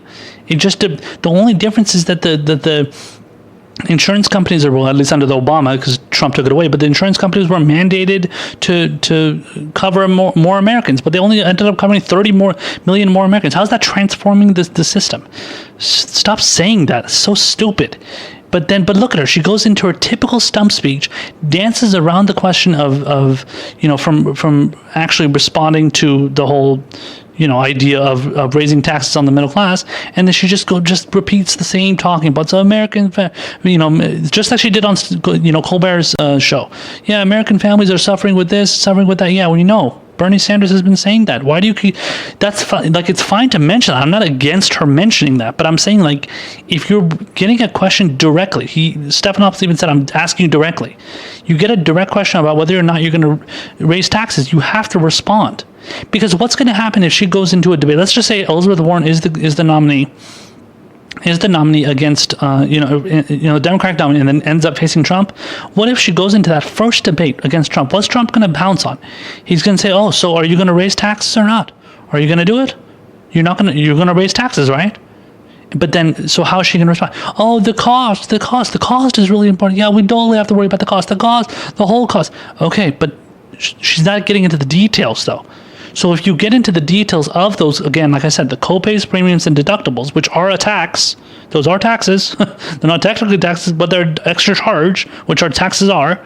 Those are considered a tax, and they're being portrayed as a tax by the Sanders Sanders campaign, but she's not doing it.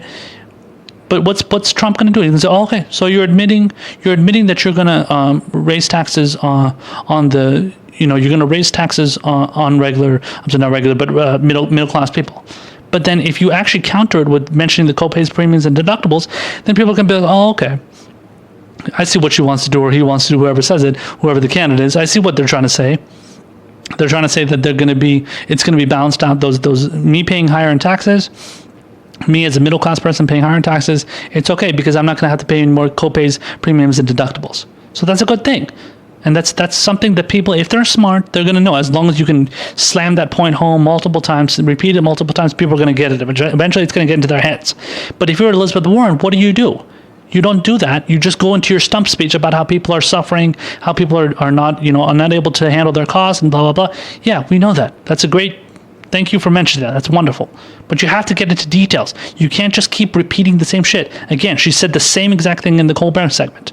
Same exact thing. Same exact dance. Same exact talking points. And you can tell that she's practiced these talking points. She's practiced these things. Her advisors and whatever consultants and all those idiots that basically fucked it up for Hillary Clinton are continuing to fuck it up for Elizabeth Warren too, because they don't want her to admit that they don't want her to, well, the she or them don't want to admit that the obviously copays, premiums, and deductibles are going to go down, because that's not what's going to happen. So basically the point is she doesn't believe in Medicare for all. Because if she truly believed in that, she would have said that. She would have said exactly what I've said multiple times in this segment. You get rid of the copays, premiums, and deductibles, and you raise taxes on the middle class. That's it. Because those three things affect regular middle class people. If you believe in Medicare for all, you push that talking point. You push that. You say that. It's not hard. You just put that out there and you say it. And then people will be like, oh, okay, I get it now. But that's the thing. Somebody like Elizabeth Warren, she thinks her and the people that consult her, they think everybody's an idiot, and they think everybody's too stupid to not look past the talking points. And I guarantee you, regular independent voters, the people that are going to swing back and forth between Republicans and Democrats, they look at this and they say, oh, this is this elitist white lady here, this bourgeois, is it bourgeois? Bourgeois. It's like a bougie. It's like another way of saying bougie white person, basically. These kind of people, these elitist bougie white people, are coming out here and trying to play me off like a fool. They're trying to pretend like I'm an idiot, and I can't understand when they tell me that they're going to raise my taxes. Now, again, they don't know about the premiums and deductibles and copays being taken away. But so when you don't say that part, and they say, yeah, we're going to raise taxes, but then she doesn't fully admit it. And she says, "Oh yeah, well the rich are going to pay more." And then the cost of the people that are paying so much in healthcare is really, really bad. Blah blah. She just gets into these whole stupid stump speeches that don't have anything to do with anything, and it's just she doesn't believe in it. And I'm going to get into another segment soon talking about this similar type of issue about where she doesn't truly believe in Medicare for all, but we'll get into more detail, and this is going to be more of a focus on her supporters, kind of the outlook of her supporters and how they frame this debate. But yeah, she clearly doesn't believe in Medicare for all. This is not something that she's going to push for. It's not something that she's going to be passionate about, and I just don't believe that she's going to do it. And it's just, based on these multiple times where she's made public appearances on TV and in debates, she's obviously not able to put out the right talking points, and she constantly fumbles and bumbles and mumbles all over her words, and she can't, and she constantly just resorts to her talking points that her advisors and consultants give to her, and that's something that people can't stand about politicians, and Elizabeth Warren is demonstrating that perfectly for everyone on national television multiple times, and we're up to her. We're catching on to her games, and they're not convincing anybody.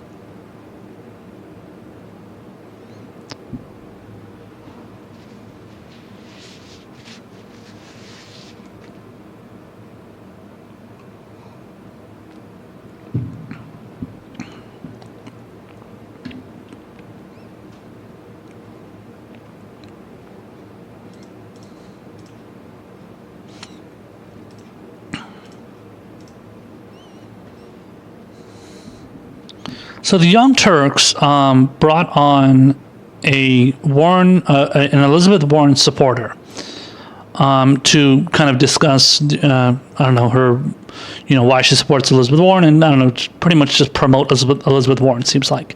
And there was a specific segment where it's about a 3 or 4 minute clip where they discussed whether or not Elizabeth Warren is flip-flopping on Medicare for all.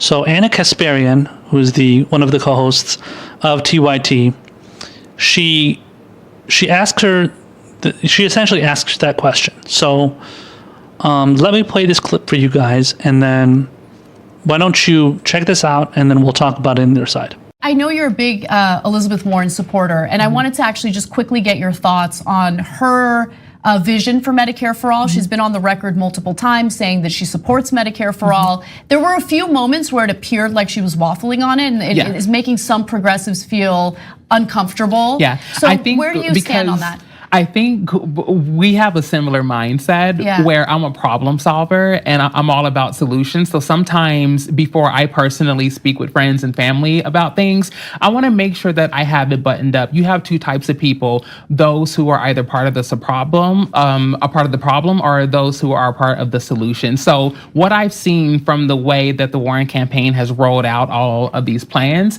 is that they're not really spending too much time on dead air and kind of making these big promises, but they're actually coming to the table and saying, not only do I support this idea, but here's how we're going to pay for it, and here's who it's going to impact, how it's going to positively impact them, and this is where we need to be to get started. And so I'm really not tripping off the fact that there hasn't been like a clear plan yet on that, because no one else has a clear plan on that yet that I've read that's tangible. And I think it's so early in the game that it's still an opportunity to not only hear from her, but other candidates as well. Yeah, well, I'm going to push back a little bit because, you know, I read word for word Bernie's Medicare for All plan, and I know Elizabeth Warren is supportive of that, and it does get into the nitty gritty of how it would be paid for.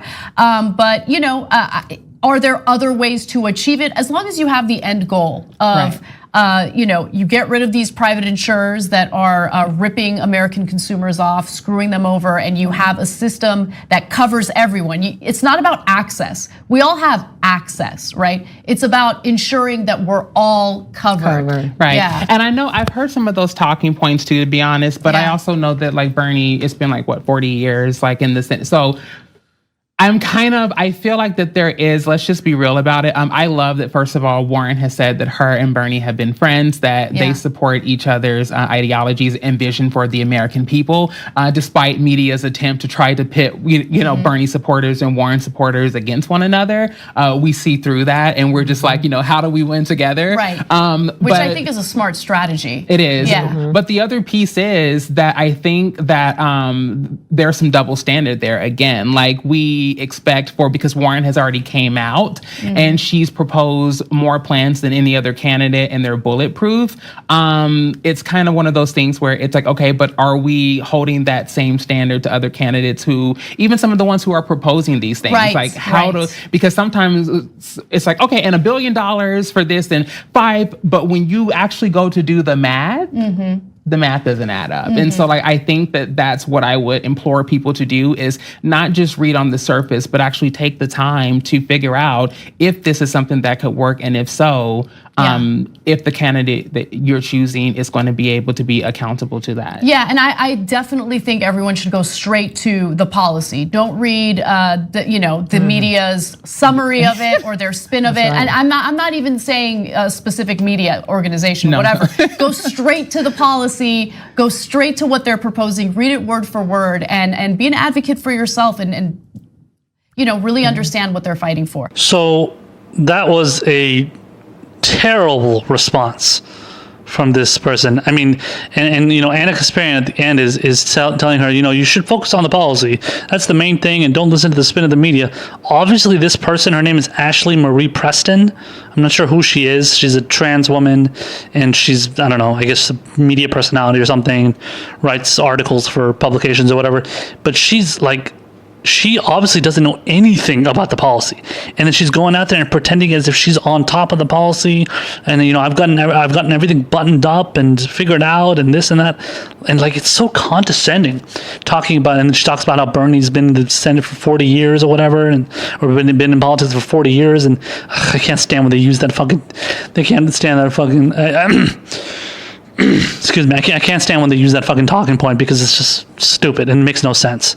If anything, that's a good thing, because Bernie Sanders has spent 40 years fighting for the same issues. I don't know, maybe it's another derivative of that talking point of how he's been saying the same thing for 40 years, whatever.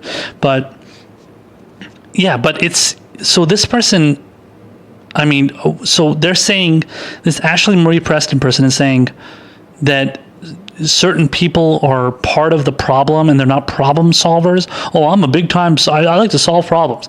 So is she saying that? Is she saying that Bernie Sanders are part of the problem? I don't understand.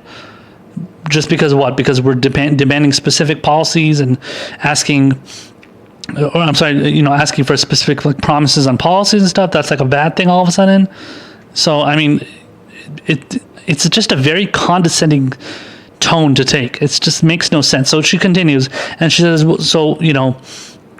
she says, the Warren campaign isn't spending too much time on dead air. What does that mean? So what are you supposed to do? You're supposed to just go out there and just say specific. You're just supposed to say specific things, just things that people don't want to hear. So basically, I think what she's trying to say is she's trying to say, oh, you don't want a candidate that goes out there and talks too much. You don't want to go out there and have somebody that goes into the details too much because you're going to bore people, basically. So this person that claims to have, all the details and the details of the policies, buttoned up and sewn up and stuff, she doesn't care about that stuff. She just wants to make sure that people hear all the things that, just hear the things that they want to hear, not any of the details or the specifics. And, that's why, that's why Bernie Sanders has explained multiple times how he's going to pay for his plans and who it will impact. So when did Warren do that? So this person is talking about how apparently Elizabeth Warren is doing that. When did she do that? I've never heard her do that. I've never heard her get into the who's going to pay for it and how it will impact. Just like we, who will impact. Just like we covered in the last segment, she won't even admit that taxes are going to be raised on the middle class. So how is she talking about how it's going to be paid for? Bernie Sanders has said how it's going to be paid for. So don't give me that bullshit. We know exactly what we're doing. When you're talking about how, certain people are not up to date on the policies. You're not up to date on the policies. You're the one who doesn't know what they're talking about clearly. And then the part that maddened me the most and got under the skin of a lot of other people too is when she said that. So she says that no one else has a clear plan that's tangible, and then she says tangible for me to make a judgment on. So how does that no one else have a plan? Bernie Sanders, his plan has been out there forever, and he's gone into the details of his Medicare for All policies multiple times. Elizabeth Warren doesn't do that. Elizabeth Warren just parrots whatever Bernie Sanders says, adds and sprinkles in a little bit of Democratic talking points, and pretends as if it's her own policy. And then this woman's like, oh, I'm not tripping about it. I'm not tripping about whether we can't go into the details because nobody else has put out a tangible policy or gone into has a clear plan. The fuck are you talking about, man? You are clueless as hell. You do not know anything about the policies, yet you're pretending as if you're all caught up on the policies and you know all the ins and outs of it. Get the fuck out of here. So she says that Elizabeth Warren's she says that Elizabeth Warren has introduced proposed more plans than any other candidate, and calls them bulletproof. That's completely based. Like, what are you even basing that on? So just for one example, her wealth tax. Her wealth tax only starts to affect people that are above $50 million. You know how much $50 million is? Go tell a regular person out there to go and try and make $50 million. So what happens is her wealth tax affects, she's going to start taxing people for 2 cents for every dollar above $50 million. 2 cents. So that's fine if you want to tax people above $10 million, or you want to tax people above maybe even $20 million. Okay, $5 million, at least somewhere around there. $50 million is ridiculous. And to call that, so what happened? I thought her policies were bulletproof. Are you telling me that people are okay with people making $50 million to be taxed, to start being taxed at 2%? You're telling me majority of Americans are in acceptance of that policy? There's no fucking way. Bernie Sanders, I haven't heard exactly what what the specifics of his wealth tax is, but he's offered a wealth tax before. So But specifically when it comes to Warren, she's, she wants to do 2% wealth tax for people above 50 million. I guarantee Bernie Sanders is doing lower than that. I guarantee Bernie Sanders wants to do even, before 50 million. I guarantee. Because why would you want to let people continue to make $50 million and then start taxing? And by the way, that doesn't mean, okay, so let's say if you start taxing somebody starting after 10 million, let's just say like that's the compromise point, right? If you start taxing people at 2% above $10 million, that doesn't mean we're taking all their money away. It's just 2%. That's nothing. That's 2 cents out of every single dollar. That's you still have 98% of that dollar. You still have 98 cents of that dollar left, right? So that's barely anything. But the fact that Elizabeth Warren just wants to do it for the first 50 million. I'm sorry, after the first 50 million is ridiculous. That's not a good policy, and that's not anything that guaranteed. I guarantee majority of Americans are not on board with that. And by the way, Bernie Sanders has proposed a wealth tax all the way back in 2014, and so he's done that already, and he offered that as a bill, and he put that forth, and obviously the Republicans voted it down and stuff. But he's on record of doing that.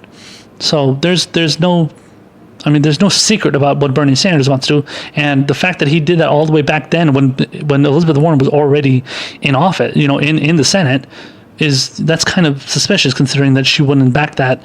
I'm sorry, that she would just come out with the plan now. I don't think she's done it any other time, and Bernie Sanders already did it 5 years ago. So, and then the Ashley Marie Preston claims that there's a quote double standard here. So she says she's pretending as if. I think she's kind of dovetails that with the fact that Bernie Sanders has been in the Senate or whatever, has been in politics for 40 years. But Bernie Sanders has had his Medicare for All plan out there since at least 2017, and he's been advocating for it forever, and he's made sure that it's a main part of his policy platform, whereas Warren has been riding his coattails and grifting off of his ideas. And his math adds up and has always added up. So this Ashley Marie Preston person is saying, well, you should make sure every politician that's put their things out there, there's a double standard. And what she's basically saying is that nobody has, all the people that, and she's referring to Bernie, all the people that have put out a plan like the plans that they're putting for healthcare, which she claims to know all the details on, they don't account for the math, and they don't make sure that everything is buttoned up, and make sure that it's all it's paid for and everything.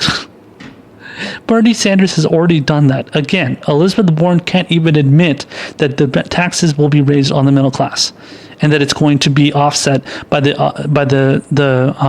premiums, copays, and deductibles. She won't even admit that. She was asked multiple times, whether it was in a debate, whether it was in a conversation, in the media. Doesn't matter. She won't answer it. She won't respond to this question. And talking about how supposedly nobody else has a clear plan, that is absurd. So that takes us to this next part. So I found this clip today. It's been floating all around social media today, and I found it from a bunch of my followers. Check out this very short clip. It's like a 10 or 12 second clip. And this is Elizabeth Warren at a rally. All right. My question is going to revolve around healthcare. Okay, I'm ready to revolve. You said that you support Medicare for All. I do. Which does have a transition period to get everyone covered on that. However, I'm someone who really relies on my health insurance a lot more than most people. I live with an invisible illness, multiple sclerosis, and have been denied disability basically because, in their words, they don't think I'm disabled enough. And because of this, I basically have to constantly fight to keep my health insurance. And over the summer, however, I was kicked off, not my mistake, but I had to pay for it. And in about 3 months of me trying to get my insurance back, I was delayed for my disease-modifying therapy, which now resulted in a new centimeter-sized lesion that's going to follow me for life because someone tried to save a few dollars. So my question is, during the transition period, it says over the first year, people with disabilities will be covered. Will it be easier than the current disability standards and basically make it easier? Okay. So let's do this one together, and let's get this right. Right now, what we've got in Medicare for All is a framework, and it doesn't have the details, and you're right to be asking. But the most important part of your asking is to raise awareness so we get this right as we go through it. There's no framework for Medicare for all. Are you kidding me? Like, this is what I'm saying. This is so fucking weird. Like, how do you, like, what are you doing? So what she's trying to do is she's trying to pretend as if Medicare for all doesn't have a framework so that she can then co-opt it and then say, oh yeah, so it doesn't have a framework? Me, Elizabeth Warren, I'm going to make the framework for Medicare for all. So basically, in other words, what she's really doing is she's going to steal it from Bernie Sanders, change a couple of things to it, change the kind of the framework of it, frame it in a different way, pretend as if she came up with the framework, and then make it as her own. So make it as her own, her own healthcare plan, essentially. And by the way, it's not going to be Medicare for all. It's not going to be, because when you say that Medicare for all doesn't have a framework, when you signed on to the bill that Bernie Sanders put out in the Senate and she supported, she was one of the co-sponsors, one of the, I think, was it 15 or 16 co-sponsors in the Senate to co-sponsor Bernie Sanders' bill. And she's a friend of Bernie Sanders. They work together. They're friends. They're colleagues and all that shit. How do you not know the framework? Bernie Sanders released the bill. He put the bill out there. It's not like it's like a random, just, oh, here's an idea. No, it's a bill. He put the bill out there. It's something that was put out by Representative John Conyers before he left the Congress. I think he left for, sexual harassment reasons, But he was a representative from Michigan, I believe. He had been pushing the Medicare for All bill multiple times when he was in the Congress. Now, that policy in Congress has been taken over by Pramila Jayapal, who's the congresswoman from, I believe, Washington State, I believe. So Pramila Jayapal, she has a very similar, I think even not better, Medicare for all plan than Bernie's even, because it has a quicker, it allows you to opt in, or to not opt in, but I'm sorry, it creates the Medicare for all plan faster. So it essentially gets implemented into the healthcare system faster. And so people can obviously get their healthcare sooner rather than later. So apparently hers is 2 years, Bernie Sanders is 4 years. Kamala Harris came up with a plan for 10 years apparently, which is just out of the question and stupid and pointless. But Bernie Sanders' plan is pretty much just as good as Pramila Jayapal's, but Jayapal's is apparently the best one. And again, that was something that was originally introduced by Representative John Conyers. Jayapal took over the reins for that, and then Bernie Sanders put his version out in the Senate. Elizabeth Warren co-sponsored it, supported it, and endorsed it, and then now she's saying there's no framework for Medicare for all. What the hell is going on? I mean, either you're lying or you're just trying to grift off of Bernie Sanders, and like I said, you're trying to set the framework that you came up with it, or at least say that there is no framework and that you're going to set the framework, and then eventually you're going to co-opt it as your own, and then say you're the one who came up with it, not Bernie Sanders. That's my best guess. I don't really see any other scenario that this is going to happen, like any other way that this is going to happen. That seems to be the best explanation that I could come up with, at least. So I mean, don't quote me on that. That's just my prediction. But man, that is super sneaky. And I don't even know what I know what she's doing. Again, that's my prediction as to why she's doing it. But I just can't believe that she's trying to pull that shit. That's just crazy. I mean, just the fact, regardless of what your explanation as to why she's doing this is, the fact that she's going out there and saying there's no framework is absurd. That's completely baseless, completely untrue. And clearly, Ashley Murray Preston and other supporters of Elizabeth Warren are pushing the same fucking talking points as her, and it's absolutely shameful. And the fact that Anna Kasparian, unfortunately, from TYT, wasn't able to push her more and saying that, oh yeah, you have to worry about the policies, you got to worry about the policies, when you can see clearly that this guest of hers was clearly not focused on the policies at all. You can tell she does not give a shit about the policies while pretending to. But then Anna Kasparian says, oh yeah, you got to worry about the policies. Yeah, you should have pressed her a lot harder. You could have easily pressed her harder on this shit. And the fact that, the fact that she's repeating the same fucking bullshit coming from Elizabeth Warren at her rallies, which, by the way, Anna Kasparian just today, she commented on these comments made by Elizabeth Warren at her rally. I tweeted it and I said, you should have pressed Ashley Marie Preston a hell of a lot better on that same exact thing where she's saying nobody else has a clear plan and, no one else has it and, nobody has a tangible, a plan that's tangible enough. It's like, yeah, you're clueless. Ashley Marie Preston doesn't know what the hell she's talking about, and she's she's one of the most clueless and out of touch supporters of Elizabeth Warren that I've ever seen.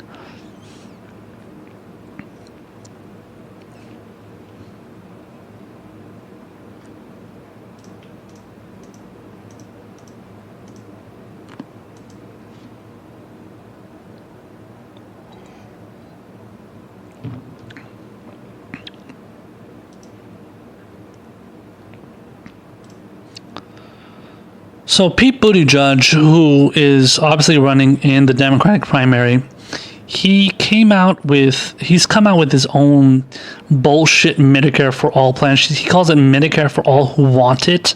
So stupid. It's like what a absurd and pathetic grifter this guy is. But anyway, he came out with this plan of his, and he's trying to piggyback and grift and leech off of the progressive message. Kamala Harris has done a similar thing. I believe Elizabeth Warren, as I said in the last segment, I believe she's doing something similar as well. So everybody's just trying to grift off of the Medicare for All plan to try and get people, to get progressives, to get leftists to support it.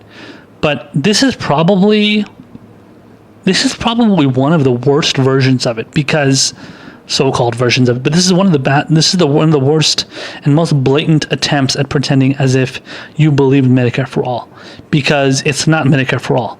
And it's very similar to it's very similar to Kamala Harris. It's not as bad as Kamala Harris, because Kamala Harris is just calling hers Medicare for All. That's it. She's just saying, yeah, Medicare for All, Medicare for All. I believe in Medicare for All.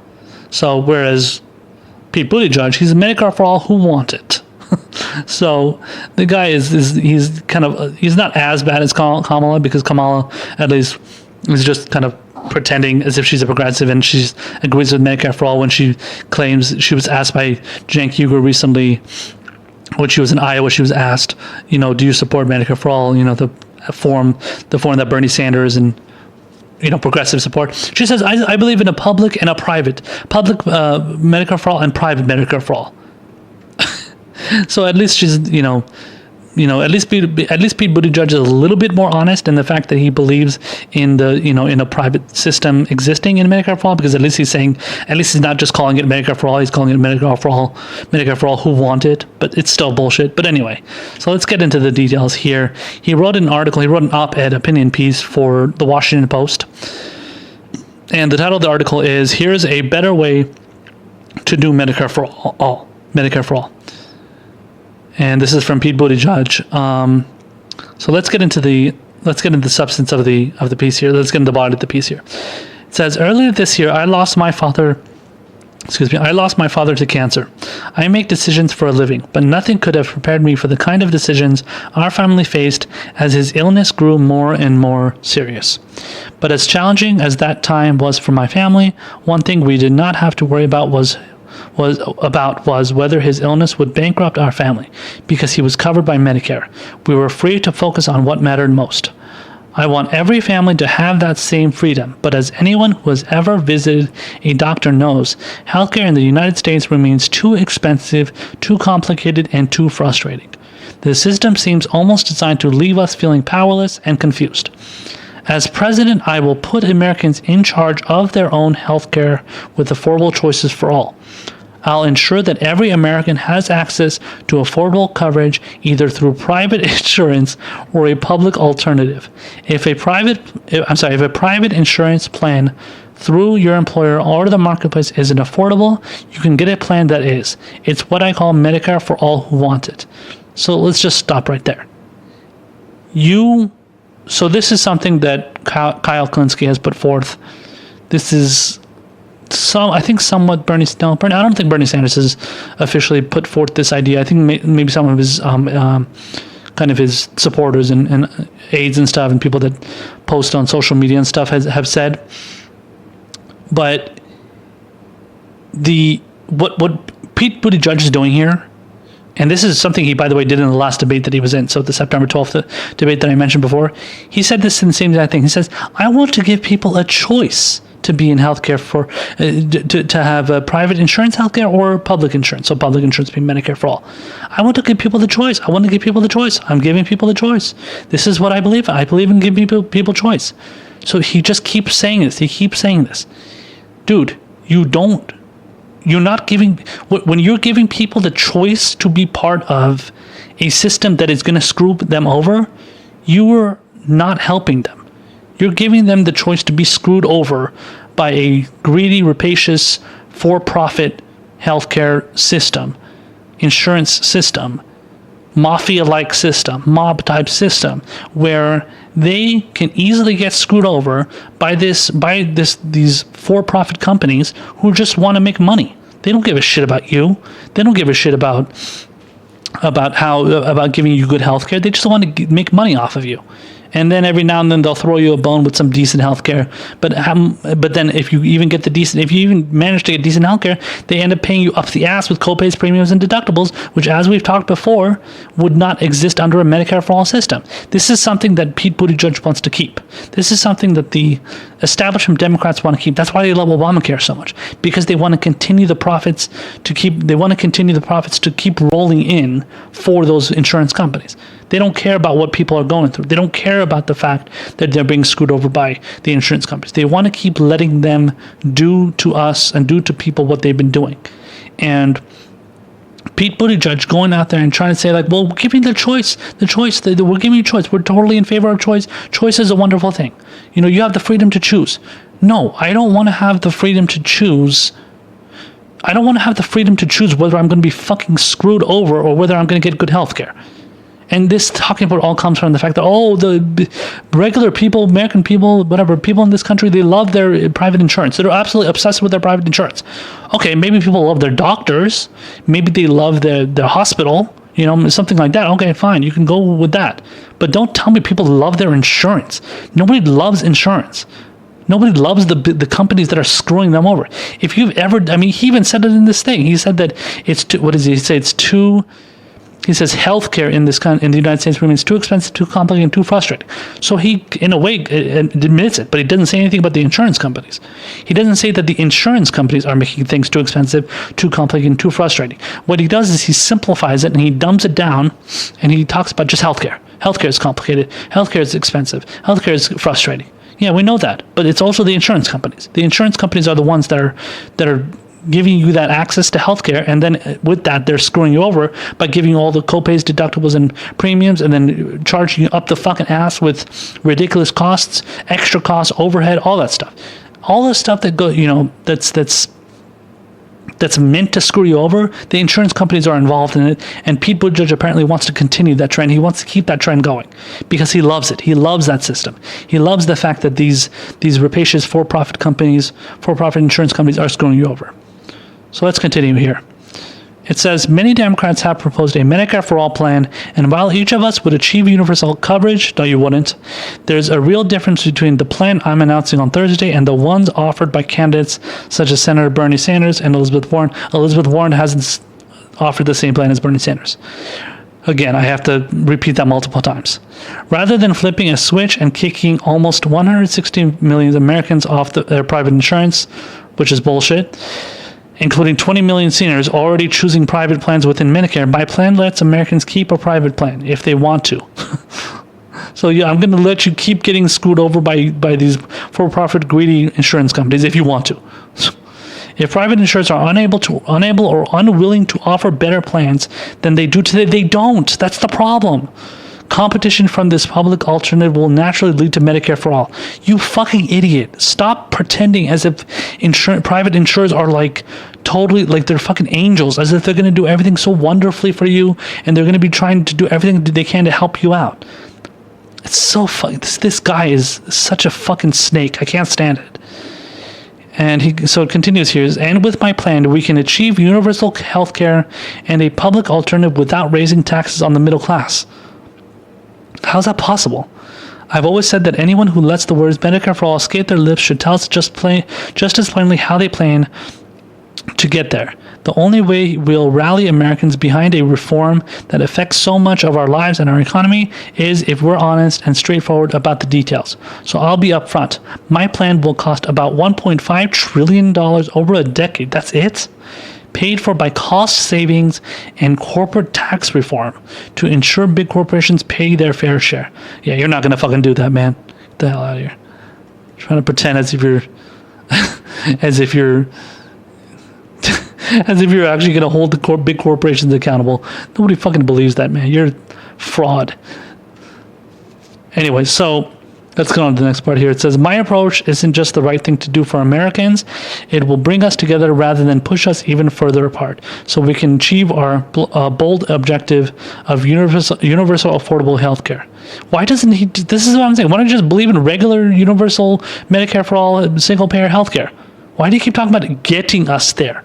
Our bold objective, or eventually getting there. Just go to it. Stop talking about how you're going to take all these baby steps. The only baby step we had was Obamacare. We don't need any more baby steps. Just go to it already. And it says lower income people living in states that haven't expanded Medicaid would be automatically enrolled in the public plan. Others without insurance, such as those who forego employer coverage because it is too expensive. Yeah, that's the problem. Or those who do not purchase coverage on the exchanges because they are not eligible for subsidies, would also have access to join the public plan with income-based subsidies. Dude, that's the fucking problem. You're saying this, so it says others without insurance, such as those who forego employer coverage because it is too expensive. That's the problem. The employer coverage is too expensive. It's too expensive. That's what we're all talking about. So when all these people say, "Oh, I love my not just my private insurance, but I love my employer-based insurance," no, it's not good. It's not fucking good. And because you know why? Because it's too expensive. And idiot Pete Buttigieg over here, he admits that. Because he's a moron. He admits that outright, but then he continues on with his little fucking charade here and pretends as if his policy is so wonderful, even though he's keeping the rapacious for-profit insurance companies in there and being involved in the employer insurance process too. And then he pretends as if those are so wonderful, even though he admits that they're too expensive, that the insurance that they give is too expensive. Like, dude, you're contradicting yourself here, bro. Either you believe it's too expensive or you don't. So it continues on here and says, we'd also make private healthcare more affordable for the millions of Americans who struggle to pay their premiums. For example, a 60-year-old in Iowa making $50,000 could face a monthly premium of roughly $1,000 for the most popular type of marketplace plan, nearly a quarter of their annual income. Our plan would cap marketplace premiums at 8.5% of a person's income, which means that the same 60-year-old would pay no more than $354 a month for better quality coverage. $354. That's unbelievable. $354 a month just for healthcare. I mean, how do you think that's a good thing? That's just I don't understand. How are you saying something like that and then pretending as if it's like he calls it a bold objective. How do you pretend as if that's like a bold plan?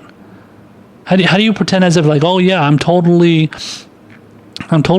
doing something that everybody loves and everybody's going to be behind, and everybody is going to love, and it's going to be a great policy that everybody supports. Nobody fucking supports that. Nobody who's going to want to go out there and talk about, yeah, I only have to pay $354 a month for healthcare. Wow, that's nothing. I'm totally getting a break here. Get the fuck out of here.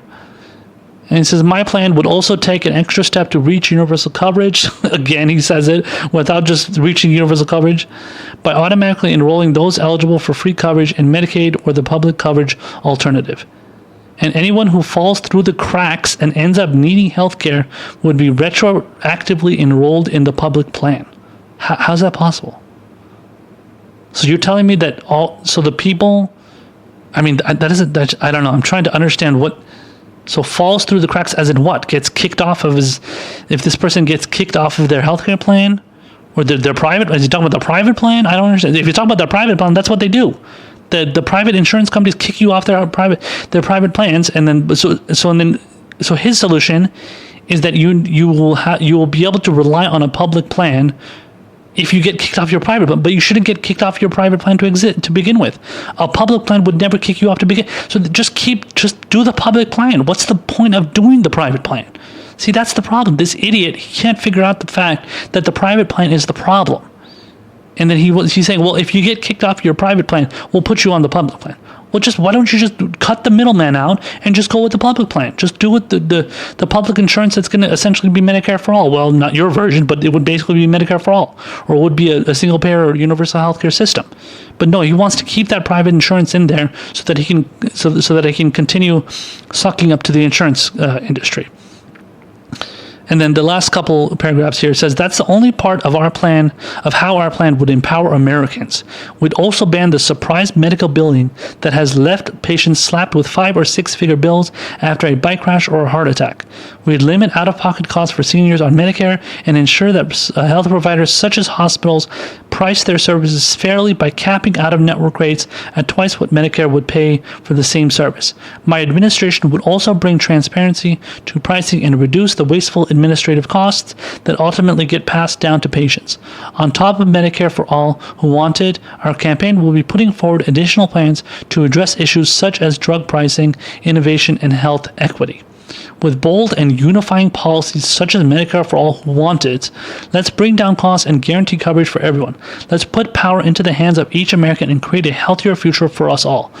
Obviously he finishes off the stupid article with a fucking diatribe and spewing his typical talking points. Not surprising there. And yeah, I mean, this plan is terrible. It's not good at all. I don't know why you think like you've broken some sort of like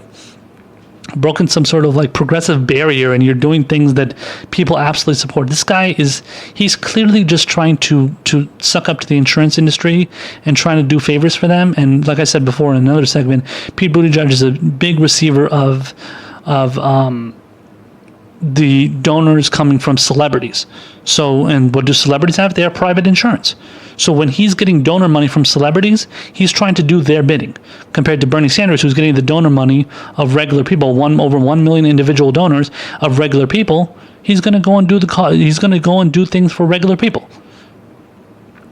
They're not going to. These regular people are not going to get on board with a policy that is going to fuck them over. And the more you talk about, like, he's not even making his case that well here.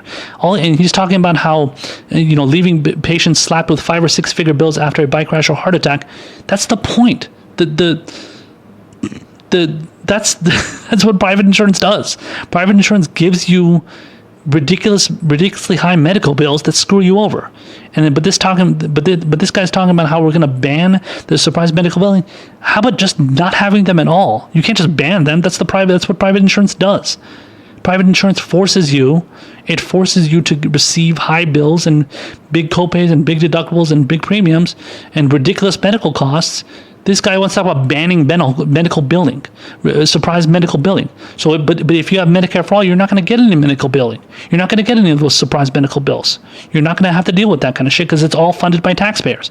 Yes, Bernie Sanders' plan is funded by taxpayers. It's going to be funded by middle class tax cuts and majority by the super rich tax cuts. I'm sorry, the raising of the taxes of the super rich and wealthy. Middle class tax cuts are going to go up, but they're not going to go up as high as the super rich. I already mentioned this before. That's how Bernie's plan works. So, but his plan is he just wants to do just barely enough that's going to get people on board with this shitty plan, and then he's going to end up screwing them over by not actually doing what they are demanding.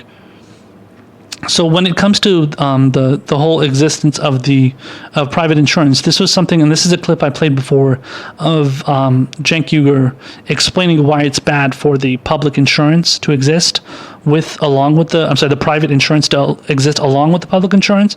So watch this segment. He explains it really well, and I played this clip multiple times before because he explains it best. And check this clip out, and then you'll get a better idea of what I'm saying. So in terms of the Medicare Extra, their number one problem right now, policy-wise, is if you set up that private insurance option, they'll take the healthiest Americans because they have a profit motive, and they'll drive down the prices for those healthiest Americans. But that's not how insurance works. That ruins the insurance pool, and then they unload all the costliest, sickest people onto Medicare, and then go, oh, can you believe how much it costs? It's a trick. Don't fall for it. See what they do? This is how they operate. This is why the health insurance companies are so fucking corrupt and so hated, and the fact that people call them, oh, they're so wonderful and everybody loves their private insurance. No, it's bullshit. They're not out there to look for your best interest. They're out there to go and make a profit. So anybody that talks about how they're going to be doing what's in your best interest is bullshit. So I just wanted to play this clip from Pete Buttigieg making an appearance on CNN, where he explains his plan a little bit more thoroughly. I think it's like a 2 or 3 minute clip, and then check this out, and then we'll talk about it on the other side. Healthcare, the number one issue on the minds of many Democratic voters. You introduced your new Medicare for All Who Want It healthcare plan today. That's what you call it. It includes a public government option for healthcare, or lets people keep their private insurance if they want to. Now, you wrote in a Washington Post op-ed, quote, "With my plan, we can achieve universal health care and a public alternative without raising taxes on the middle class. I've always said that anyone who lets the words Medicare for all escape their lips should tell us just as plainly how they plan to get there." You seem there to be accusing some of your rivals of not being upfront about how they intend to pay for Medicare for all. Stephen Colbert earlier this week seemed to suggest that Senator Elizabeth Warren wasn't being upfront. Senator Warren is known for being straightforward and was extremely evasive when asked that question. And we've seen that repeatedly. I think that if you are proud of your plan and it's the right plan, you should defend it in straightforward terms. And I think it's puzzling that when everybody knows the answer to that question of whether her plan and Senator Sanders' plan will raise middle-class taxes is yes, why you wouldn't just say so and then explain why you think that's the better way forward. Our plan does not require raising middle-class taxes. It does create a way for everybody to be covered. And I think that's what most Americans want. Look, people are used to Washington politicians not giving straight answers to simple questions. But at a time like this, on an issue this important, that's exactly what we need. Your health care proposal seems to share a lot with that being proposed by former Vice President Joe Biden. How are they different? Why would yours be better? Well, first of all, I don't think that it's enough to simply build on the ACA. Certainly the ACA was a leap forward, and we should be thankful that the Obama administration delivered that. But we know that far too many Americans are finding that they still can't get good insurance, or when they have insurance, affordability remains an enormous problem. We're seeking to attack the problem of affordability from several angles. Insurance, but also looking at what's driving those costs in the first place. And I really do believe the public alternative will be better. It could well be the glide path that leads to a Medicare for all environment. I just don't think it's a good idea to command Americans to adopt Medicare for all, whether they want it or not. Under my plan, if you prefer to keep your private insurance, you can. I just think that ours will be better, and if we're right, then Americans will decide that for themselves. So again, he's obviously just saying the same exact thing he said in his article. So there's not much to get on there. But the reason why I wanted to play this clip was because of the part where he mentions Elizabeth Warren admitting that she won't raise taxes. Not admitting that she's going to raise taxes to fund her plan, and she's right on that. She won't admit it. Or at least she won't give a straight answer. Bernie Sanders admits that. And notice he doesn't mention that Bernie Sanders says that he won't have to pay copays, premiums, and deductibles. So Pete Buttigieg and other corporate Democrats, they avoid that talking point that Bernie Sanders puts out. Obviously, Elizabeth Warren just won't say it because she either doesn't believe in Medicare for all, even though he claims she does. She either doesn't believe in Medicare for all, or that's not what she's going to do. But Bernie Sanders says, and he's the only one that's saying it, that premiums, copays, and deductibles will be gone if he raises taxes, when and if he raises taxes as president when he implements Medicare for all on the middle class. So on the middle class will get their taxes raised, but they won't have to pay all those other taxes that they receive from the insurance companies. And that's the best explanation I've ever heard. And again, Pete Buttigieg going out there and talking about how he wants to give people a choice to have their private plan, which AKA is a choice to get screwed over by the big corporations insurance companies, greedy, rapacious insurance companies, mafia-like insurance companies that are screwing you over. If you want to have an opportunity to get screwed over by those people, go with Pete Buttigieg's plan. Go vote for Pete Buttigieg.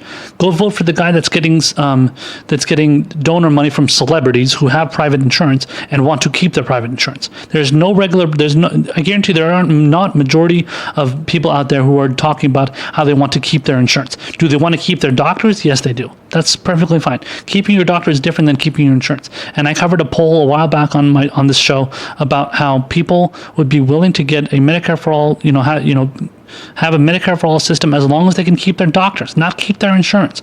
Nobody is begging to keep their insurance. So Buttigieg is just a fraud, and he, again, he's not as bad as Kamala Harris, who's going out there and calling her plan Medicare for all when it's not. At least he's being honest in a way and saying people for Medicare for all who want it. But people want Medicare for all because it has tons of support. When you look at the polls, you look at the poll numbers, it's upwards of 60%, almost 70% polls. It's even supported by a plurality of not plurality, but actually a majority of Republicans, just barely a majority, 50, somewhere in the 50s, and just over 50% by Republicans. Whereas while Democrats support, I think, like 70%. And even if you ask the most ardent, Democratic loyalist voter out there, they're going to say, yeah, universal coverage, I love it. Universal coverage is wonderful. I want it. Yeah, it's great. But they don't support Bernie Sanders' plan because they think Bernie Sanders is too radical. They like Buttigieg's plan because he's a Democrat. If Bernie Sanders was a Democrat, they would have loved his plan. But the fact that he's not a Democrat and he goes after the Democrats for their shitty Obamacare plans, which, as usual, another Democrat, in this case, Buttigieg praising Obamacare, praising Obama and Obamacare, they love that shit. They love Obamacare for some stupid reason, but in reality they shouldn't, because Obamacare still maintains the existence of the insurance companies who continue to screw over regular people. Bernie Sanders does not want that to happen. Pete Buttigieg does, because he does not have support. He does not have the support of regular people as much as Bernie Sanders does. Bernie Sanders has that, and that's why he believes in the healthcare policies that he does.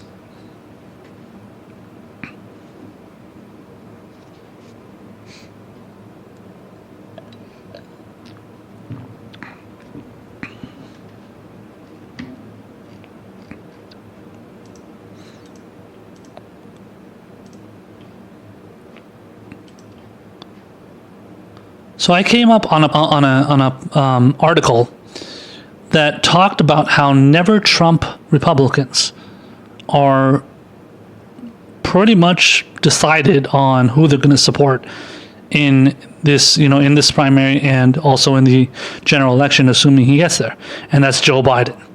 Joe Biden is getting the support of basically the people that hate Donald Trump because of his mean tweets and the fact that he says, mean things about people and rude things about people, but still believe in the same policies that he does. They just don't like his cadence and his style and the way he operates. So these are the people that love people. They loved, and the problem is they loved Hillary Clinton in 2016 too. These are the same people that love Joe Biden going into 2020. Same type of people. And this article is from the Washington Examiner, which is typically a right-wing publication. But this article and this kind of news, or whatever you want to call it, this development, it was really important and something that I wanted to cover. So it says, so the title of the article from Washington Examiner is "Only Plausible Candidate. Never Trump Republicans Plotting to Back Biden." So it's an article from David Drucker, and I want to get into the body here a little bit, so check this out and we'll discuss it as we read along. Republicans opposed to President Trump are quietly preparing to support Democratic frontrunner Joe Biden, backing that could materialize in the primary as he attempts to fend off a surging Elizabeth Warren. Some Republican operatives active in never Trump circles are discussing the timing and what form support for Biden might take. Groups such as Stand Up Republic, co-founded by prominent Never Trump Republicans Evan McMullin, aka McMuffin, and Mindy Finn, could target disaffected GOP voters in key micro battlegrounds with finely tailored advertising in a bid to boost Biden in the Democratic primary. Biden, 76, is the most likely Democrat to receive measurable support from the Never Trump crowd, most of whom quickly concluded that the president does not face a realistic threat from the three Republicans challenging him in the GOP primary in 2020. So apparently the three, I know two, there's three of them, three people challenging Trump and trying to primary him in the Republican Party. Apparently there's three. I always thought there was two. I know one of them is Joe Walsh, and the other one is Bill Weld. Bill Weld he actually ran on the Libertarian ticket with Gary Johnson, Libertarian Gary Johnson, last time around in 2016, I believe. He was Gary Johnson's VP pick. So he's running as a Republican, challenging Trump. And then Joe Walsh is just a right-wing lunatic who's probably more right-wing than Trump, which is funny. So somehow he thinks he has a chance. So it continues on here. It says, Biden is probably the only plausible candidate that Never Trumpers could support, said Jim Dornan, a Republican operative in Washington who maintains relationships with anti-Trump Republicans. Anna Navarro Cardenas, a Florida GOP operative who backed Jeb Bush in 2016 and has been close to Senator Marco Rubio, attended a Biden campaign event last weekend, sitting on the front row stroking her dog Cha-Cha. Biden turned to her and said, I've got to sort of genuflect in this direction here because I'm afraid of her. No, I'm embarrassing her, I know. That's my intention. We've been good friends for a long time. I don't know why one would want to admit to being friends with Anna Navarro. She's a typical kind of clueless, Republican operative that obviously hates Trump, but it's like, she's like I think she's Latina and stuff. I think she's from Chile? I don't know, somewhere in South America. And so she's like that typical kind of like Latino operative, but like a Republican, but obviously just hates the rhetoric that just comes from Trump, but just doesn't really hate his policies, just hates the kind of ways that he talks and refers to, I guess, immigrants, that's legitimate, but I mean, still, she's like big time right winger, obviously. It says how a Warren nomination might affect the Never Trump movement and its participation in the 2020 campaign is unclear. Some Republicans in this community who believe Warren's policies are a different sort of extreme than Trump, but equally dangerous to the country, see, that's what I'm saying, might channel their opposition into helping one of the president's long shot primary challengers or get behind an independent candidacy should one develop. Other Never Trump Republicans insist that the label means exactly that. If it's Elizabeth Warren that presents a real problem because she may have a lot of plans, but most of them are terrible, said Sarah Longwell, a veteran GOP operative and outspoken anti-Trump Republican. Being Never Trump doesn't mean abandoning conservative sensibilities. See, that's the difference. That's what I'm talking about. That's the difference between being anti-Trump and being like anti-Republican right-wing policies. They love the right-wing policies. They love being conservative. They love being Republicans, but they just can't stand Trump. That's the only difference.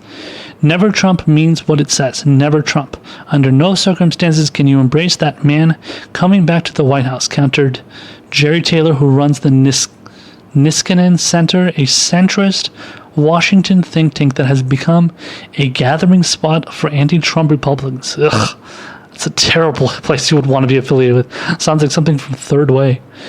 Most Never Trump Republicans that I traffic with are of the mind that any electoral outcome that doesn't return Donald Trump to the White House is a good outcome, save for the wild card of Bernie Sanders. Yeah, big surprise there. So this person is saying. So this is Anna Campos, a 38-year-old airline employee from Des Moines, Iowa. She says he's real and he's not scared of Trump. And she described herself as a registered Republican preparing to participate in her first Democratic Congress. She says that Joe Biden is not afraid of Donald Trump. who's afraid of Donald Trump? Is Bernie Sanders afraid of Donald Trump? I don't know about Warren and the rest of them, but I know Bernie Sanders is not afraid of Donald Trump. Now, maybe this person is just saying, well, you know, Bernie Sanders is just too radical. Okay, whatever. But he's not afraid of, nobody's afraid of Donald Trump. And why wouldn't Joe Biden be afraid of Donald Trump? I mean, Biden is, the guy doesn't believe in anything. He doesn't have any kind of policy that he goes out there and he pushes for.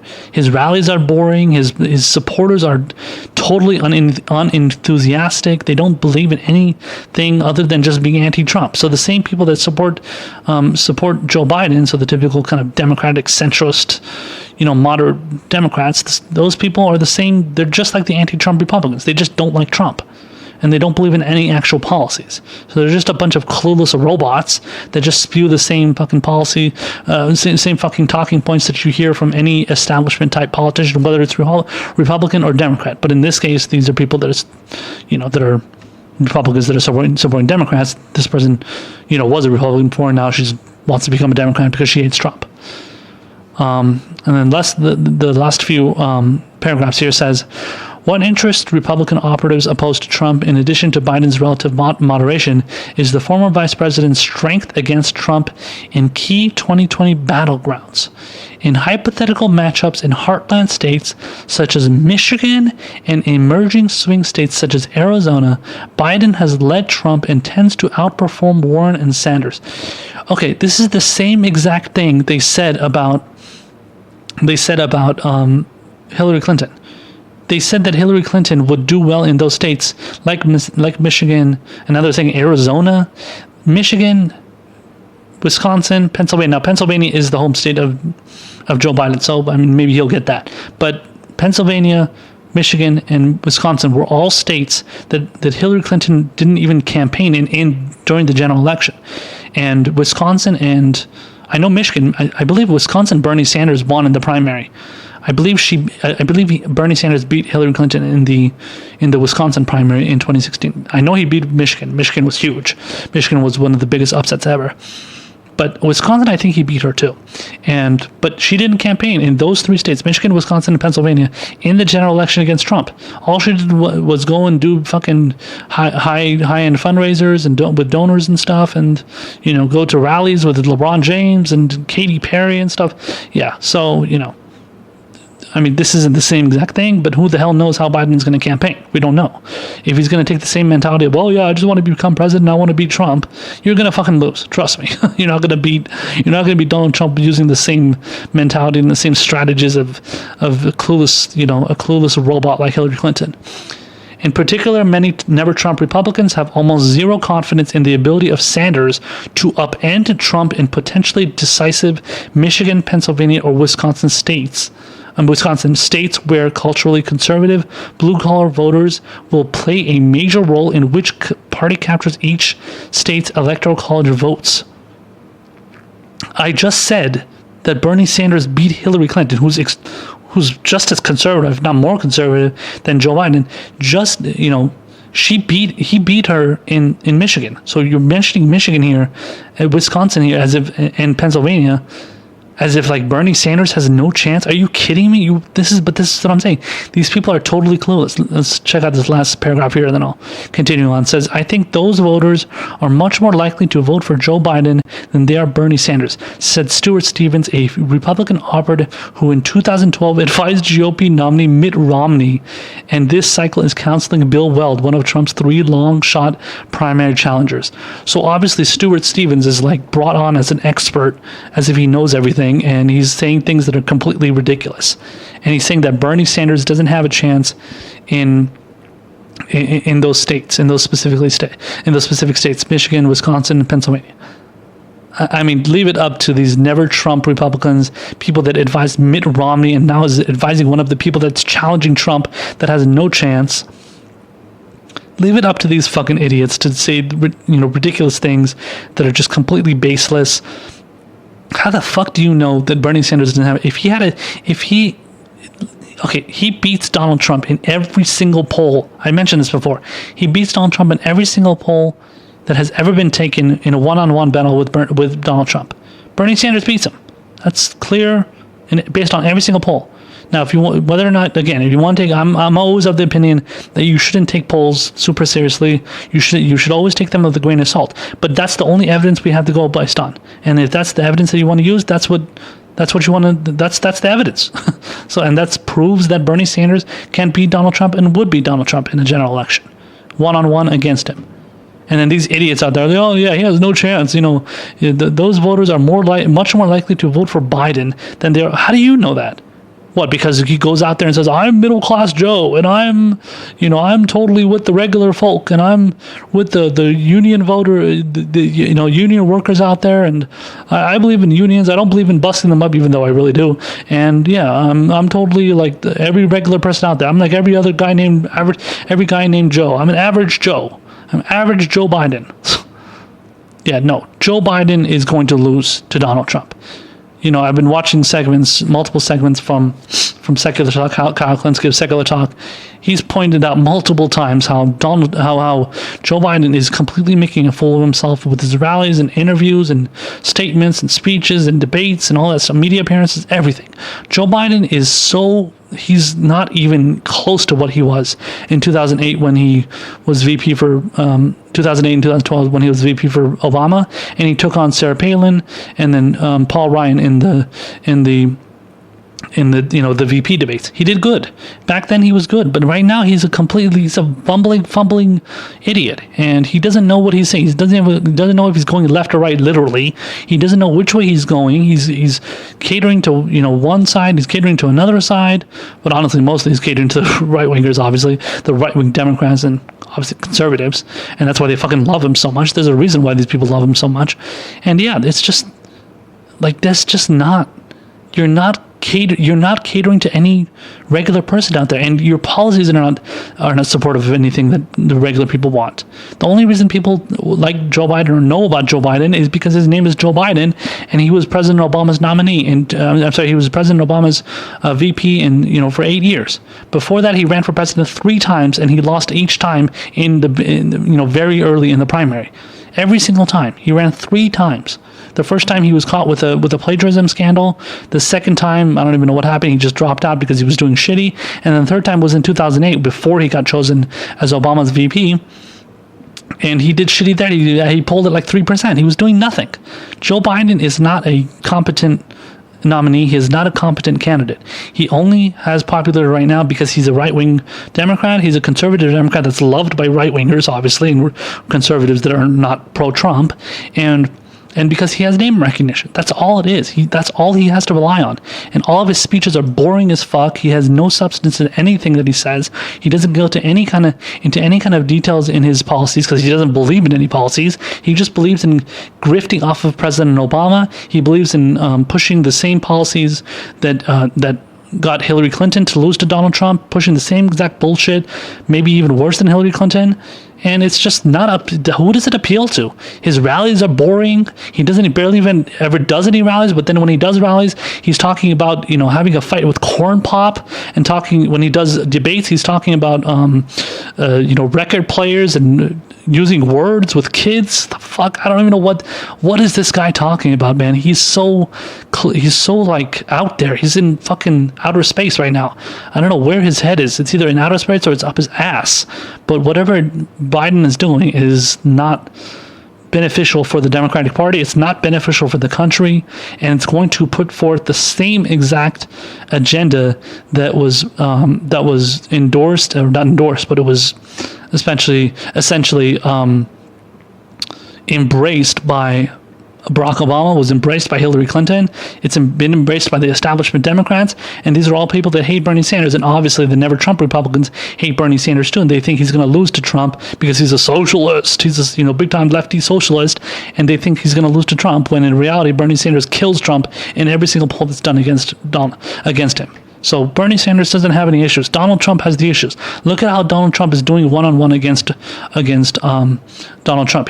Maybe he's beating him just like Hillary Clinton was beating him in 2016. But he's not beating him by as much as Bernie Sanders is. Bernie Sanders is beating Donald Trump by more than Biden is, just like Hillary Clinton. Hillary Clinton was barely beating Trump in the general election one-on-one polls. Same exact thing, and that's exactly how the polls turned out. She beat him by 3 million votes, so she beat him by the raw number of popular votes, but then she lost the Electoral College. Surprise, surprise. I mean, that's how it happens. And these people, these idiot strategists that go out there and talk about how, never Trump Republicans or people that don't like Trump, people in the middle of the country, they're going to love Joe Biden. You people have no idea what you're talking about. You fucked it all up in the 2016 when you thought that Trump wasn't going to win and you backed Hillary Clinton. How did that end up working out for you? You're talking about how, oh yeah, Donald Trump is so divisive and Donald Trump is so, he's not going to get attraction from any regular people. Well, obviously he did, because that's how he ended up beating Hillary Clinton, by getting more votes in states like Ohio and Florida and Pennsylvania, Michigan, Wisconsin, all the states that he won, because Hillary Clinton is incompetent. And on top of the fact that she didn't campaign in those 3 states, in Pennsylvania, Wisconsin, Michigan, she lost those. And then on top of it, she didn't go and campaign in the Rust Belt either, whether you consider Ohio, Iowa, Missouri, middle of the country, where these people apparently would love Joe Biden in. Yeah, laugh along with me. You go to those states would support Bernie Sanders, because Bernie Sanders is going and doing town halls and doing events in those states, and he's getting tons of fucking people coming to his rallies. People love Bernie Sanders, man. They love Bernie Sanders. They love his policies because he believes in policies that helps regular people. That is not the case with Joe Biden. That is not what Joe Biden is going to get, and he is going to lose to Donald Trump. Take my word for it. Listen to it. Put it on paper. He is going to lose to Donald Trump. And that's the bottom line. And if you don't think that, you are going to make the same exact mistake that you made in 2016. If you made that same mistake, you're going to make it again in 2020. And you can take that to the fucking bank.